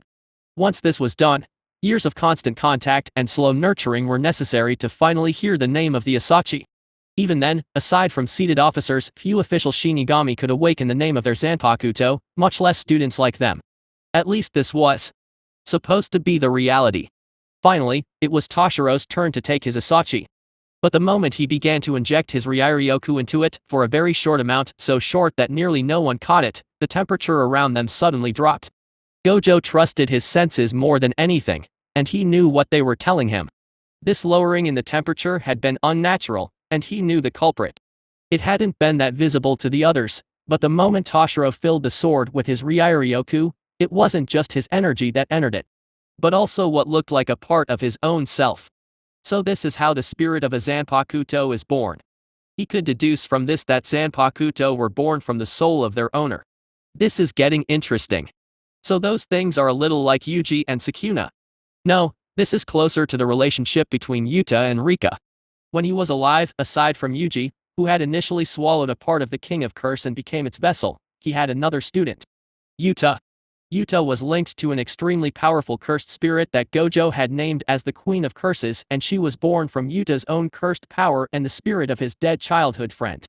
Thinking about how all his star pupils always had troublesome situations and a weird tendency toward being executed by the higher-up, he could only sigh. Well, with a teacher like me, how could my students be any less awesome? Gojo thought smugly as he patted Toshiro's shoulder and stood in front of the man giving the sword. Name and class. Gojo Satoru, Class 1. Take your sword and inject your Ryoku like the others. Taking the ordinary-looking katana, Gojo observed the weapon curiously before filling it with his Ryoku. He felt the same thing happening to him as it happened to Toshiro. A small part of him fused with the sword before it fell silent. Swinging a little the sword, he put it back in its sheath and left. In all the history of the Soul Society, he might have been the one who ported the least interest to his sword. For him, this Zanpakuto wasn't any different from a cursed tool or cursed spirit manipulation. Having it was nice and all, and it could have some nice effects. But this wasn't something he really needed. 18. Kaido. The following day, Gojo followed the usual group, though without Rukia this time since it wasn't a shared course, to the Kido training ground. The previous day after getting their Zanpakuto, they had just been given basic training such as swinging the sword again and again almost mindlessly. Gojo had never been a sword master. After all, he never had the need to wield any weapons in the first place. But this didn't mean that he was a beginner either. After all, one of his students, because of the lack of cursed energy, had needed to become extremely proficient in cursed weapons wielding. How could he keep his head high as a teacher if he wasn't even able to give some help to his students? Still, despite all his arrogance, he never belittled the necessity to understand the basics, and that's why he didn't riot even though that task was super boring. Those guys should do like me and find better ways to entertain the students while they train. He snickered at the thought of the training regiment he had concocted for Yuji when he was still a newbie. Gojo. Momo asked after hearing him. Sorry, I'm just thinking about how cute Renji and Rukia were. Though I am a little disappointed in Renji. On the side, he could see Renji stiffen a little at this. What do you mean? Gojo turned toward him for a short while then shook his head. I won't stick my nose in your love story, dude. You do as you like. Renji clenched his fist before lowering his head. He knew what Gojo was alluding to. He had thought that he was able to hide his feelings quite well, but he must have been wrong if someone he just met 2 days ago could see it. The atmosphere cooled down a little, but Gojo did not particularly care. Renji did indeed disappoint him a little. He had never been in love, but he understood how feelings such as love and friendship should be treasured more than anything else. After all, be it in his world or the afterlife, there was nothing easier than losing the people you cared for. This rule held even more so for people like them who were training to fight. Rather than wallowing in self-doubt and hesitations, you should take the hand of the person you love and never let go no matter what. Well, not like it matters to me. Renji wasn't his friend.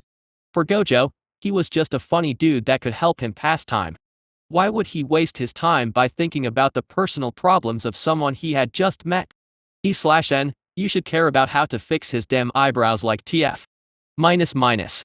Kido Training Ground. The Kido Training Ground was more like a shooting ground than anything else.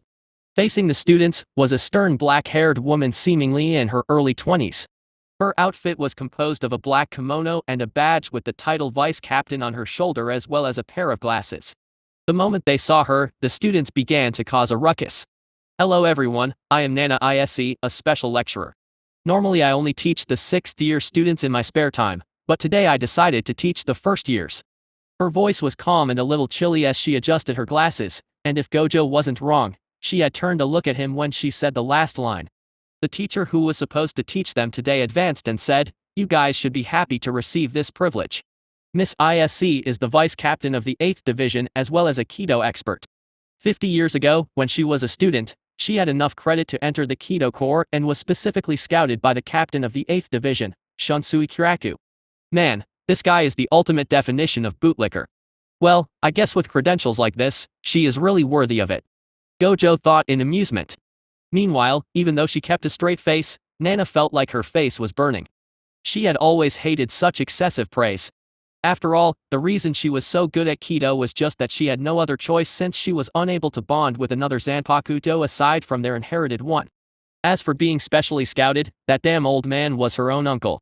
So she had nothing to feel proud of. Sigh, anyway, so this is my target. Looking at the blindfolded silver-haired man, she had to admit that even though she wasn't particularly interested in having any form of relationship with a man, he was quite handsome. The reason she had decided to teach the 1st years this time was because she had been quite curious about the man that had caused a small stir in the Serte before even entering it. More than anything, the part about how he had been able to learn Kido just by watching was something that made her really curious, though also a little jealous. Kido was a profound art, and few Shinigami, even at the captain level, could be said to reach the expert level, much less the level of master. As such, for someone like him to exist was something she had to verify for herself.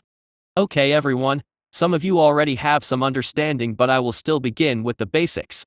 Wait for me to finish before asking any questions. Understood? Yes. Satisfied with the response, she began to explain. Kido is an intricate practice that requires a deep understanding in Ryoryoku and Ryutsu manipulation. Over the long history of Kido, we have managed to subdivide it into 3 great types. The way of destruction, Hado. The way of binding, Bakudo, and the way of healing, Kado. Our Western branch simply calls them magic spells. But well, those guys still aren't properly established. A Western branch? Well, it's understandable. It would be weird for the afterlife to only belong to Asia. Gojo thought while listening to Nana. Kado aside, each Hado and Bakugo are numbered, and the higher the number, the more powerful it is. Of course, this wasn't all, there were also some Kido outside of those 3 that were known as Forbidden Kido. But no way she was going to talk about it to the students. After all, she liked having her head on her shoulders. Remembering how her mother had been executed because she broke some nonsensical law, her mood dampened. In order to use a Kido, 3 steps are necessary. Visualizing the spell, chanting the spell, and naming the spell. Well, let me show a mid-grade Hado as an illustration. At this, she turned to face one of the targets standing about 100 meters away from her. Ye Lord! Mask of blood and flesh, all creation, flutter of wings, ye who bears the name of man. Inferno and pandemonium, the sea barrier surges, march on to the south. Hado number 31 Shakaho. A red ball of fire formed in her hand before being launched like a laser beam. The effects had been limited, but it had completely obliterated the target. While the others were astonished at the power, Gojo on the other couldn't help but have his smile cramp a little when she chanted her spell out loud. Even though the effects were pretty incredible, the problem wasn't here. I will freeze in hell before I am heard chanting a spell like this. He seriously wondered if the ones who created those keto spells didn't suffer from Shoyunabiyu syndrome. Nana, who didn't know what Gojo was thinking, continued her lecture. Of course, you should understand that most enemies won't just stand there like this target and let you finish. You need to be fast on your feet and use different ways of incantation. But the easiest is without a doubt simply foregoing the incantation altogether. Though, the higher the level the harder it is. Hado number 31 Shakaho. She once again launched the same spell, though it was clearly weaker, as you can see. The drawback of using a spell without the incantation is a loss of power. So, any questions? Momo raised her hand and asked, I searched for some Kato spell in my spare time, but they were very hard to find. What's more, as you said, they weren't numbered, why is it? Nana nodded, I am unable to answer this question. To be honest, Kato isn't even in your lesson as only the 4th division can teach it. If you are interested in healing, you just need to reach a good enough level in Bakudo and you will be accepted. Next. This time it was Gojo who asked, so, is it possible to not use a Keto without uttering a word? Nana frowned, to be honest, those able to do so are rare. Those who use Keto are divided into 3 ranks. Practitioners, experts, and masters. In the whole Serte, out of all the current captains, I only know 5 who are at the level of master and only those at this level would be able to do what you asked. Oh. And is it possible to know who those 5 are? It isn't a problem. The first one and most powerful is the Captain Commandant, the second one is Captain Onakana of the 4th Division. The third one is Captain Genreiku Chiki of the 6th Division. Then Captain Ishin Shiba of the 10th and finally Captain Yukadake of the 13th. 19. A deal with Nana. At the end of the lecture, as students left one another. Student. SATORU Gojo. Stay please. Nana Ise called for Gojo to stop as he was walking with Hinamori and the gang. Stopping, he shrugged before saying, you guys continue. I will talk with the charming lady. Smiling, he waved his hand before sauntering toward Nana. Hello. To what do I owe the pleasure? Nana frowned a little at the way he talked while wondering why all the geniuses she knew had such weird personalities.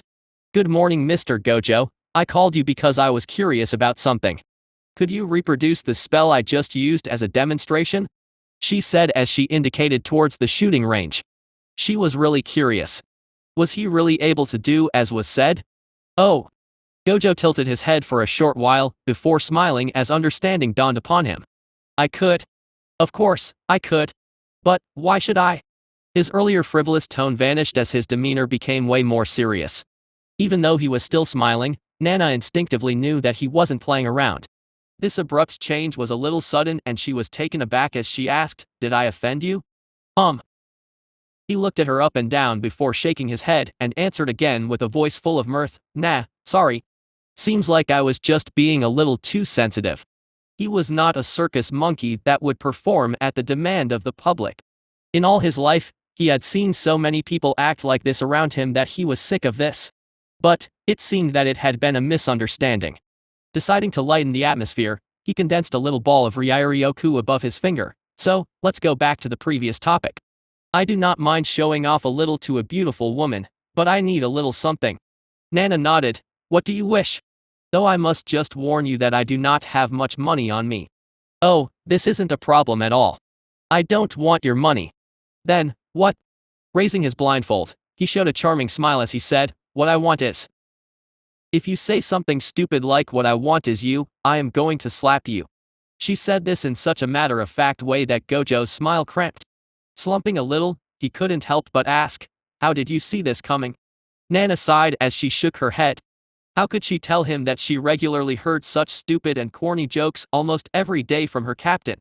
What's more, she had long sworn off of any form of relationship.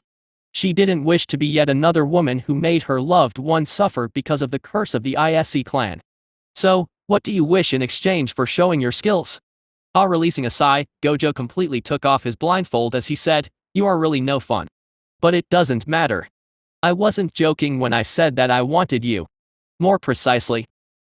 Pointing at the target, he murmured, Hado number 31 Shakaho. A fire beam as powerful as the one launched by Nano when she used the full incantation was fired from his finger and thoroughly obliterated the target. Turning his back to the explosion, he gave his brightest smile as he said, "I want your skills, your knowledge, your know-how. Absolutely everything about you. What do you think?" Looking at the man standing in front of her, Nano couldn't help but feel a chill. At the same time, she couldn't help but wonder. How far could he go? How powerful could he become? That's why, without even stopping to think, she answered, "I will teach you everything I know." She knew that her curiosity could cause her many problems down the road. But she couldn't let go of the opportunity to train a genius like him. Perhaps she could witness the birth of another master level in Kido. After this event, 2 weeks went past. 20 versus instructor. 2 weeks seemed like a short time, but in reality, so many things could happen in that time frame. The first thing of note was how the fame of Gojo was continuously growing in the academy. More precisely, he was becoming more and more infamous as a problem student. The cause for this? Aside from the first 3 days of class where he followed the introduction of all the basic arts dutifully, he immediately became a truant not long after. He discarded all classes aside from the homeroom and general knowledge class, and even during those classes, he would either be sleeping or reading a book while the lecture was going on. Today was supposed to be a class about Ho-Ho and Hakuda for the first year. Those two classes were generally held by the same professor since the techniques were about using Ryoku to empower the body and fight. The lecturer, Karo Fawn, had always been proud of his place and the course he taught. After all, most Shinigami never awaken their Zanpakuto. Meanwhile, very few Shinigami were really interested or had the talent for Kido. But Hakuda and Ho-Ho? Those skills were basically the most fundamental skills necessary for survival on the battlefield. For him, those two skills were the noblest ones. That's why, as a member of the noble Fawn family, he couldn't accept this student. "SATORU Gojo!" He bellowed with clear anger in his voice. His gaze, directed on the student lying down on the grass, seemed to spit fire. Yawning, SATORU stretched for a little while before standing up. "Hello, Teach. What brings you to me on such a beautiful morning?" His nonchalant answer nearly made Karo have a stroke. Taking a deep breath, he continued in a calmer tone, "Student SATORU Gojo. Explain to me, why did you not come to class today?" Gojo lowered his black glasses as he stood up. Those glasses had been made for him after he explained his needs.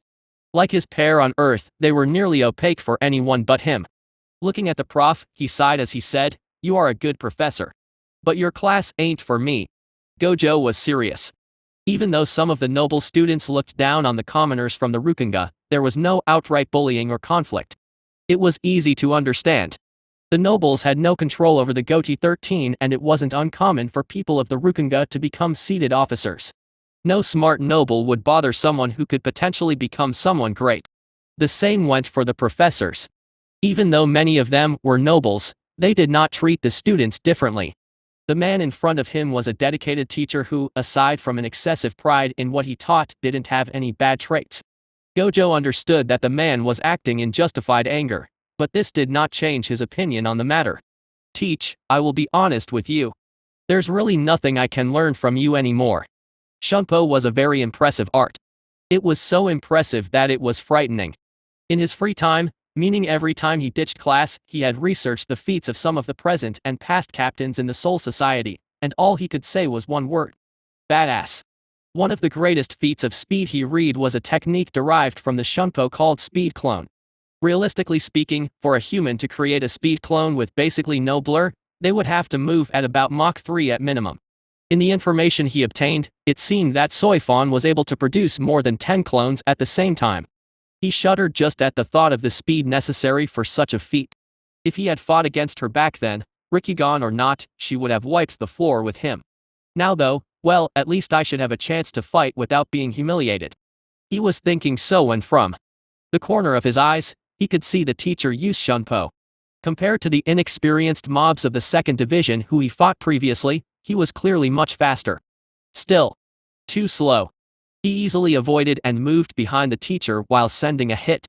Blocking it with his arms, Karo immediately grabbed Gojo's fist and sent another punch.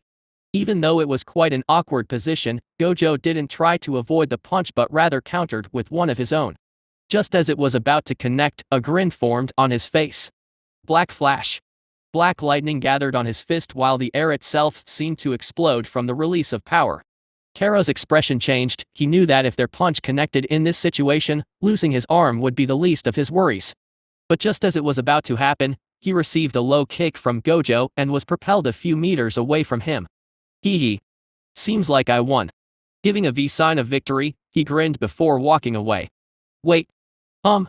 What is it, Teach? You want another bout? Karo didn't answer the taunt. His expression looked as if he had seen a ghost. That Hakuda technique. Who taught you it? He was extremely surprised at Gojo's skills in Shunpo. But that last technique. No one taught me. Impossible. You mean you created it yourself? Hee. In a way, you could say so. Copyright could go fuck itself. It wasn't like the creator of Black Flash could come to complain, right? Well, Teach, I should have shown you that I really don't need to follow your class. So see ya. I have a date with a beautiful girl wearing glasses. Waving his hand, he began to walk away before stopping. Also Teach, this isn't Hakuda, but Jujutsu. Jujutsu. Karo murmured the weird name while sinking deep in thoughts. That technique he used, he couldn't be mistaken. It was eerily similar to another technique he knew the existence of. Shunko.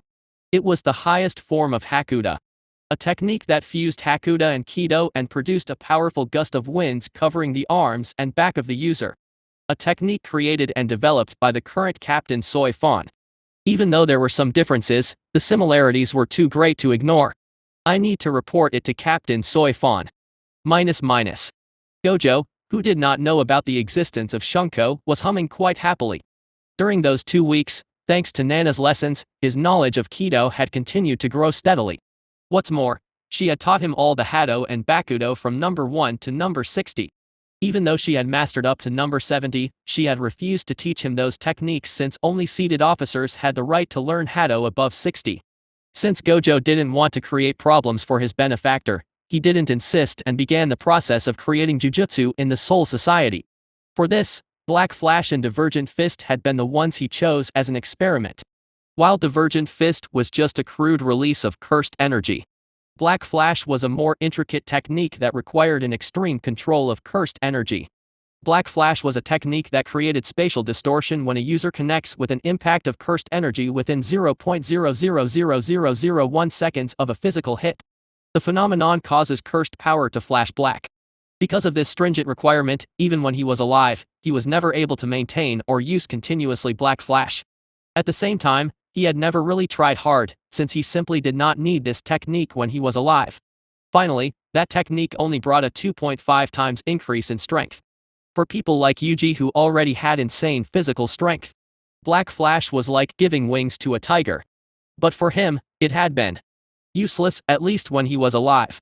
Feeling the tingles in his arms, he couldn't help but smirk. Ryoryoku is really superior to cursed technique. The increase brought by his Black Flash was far above what he had expected. About 5 times. This was simply insane. The best. This isn't the limit. What made him really happy wasn't Black Flash itself, but the realization that any cursed technique he used with Ryoryoku would be far stronger than the original version. If so, what would happen when I managed to recreate Limitless? He shivered in excitement just at the thought.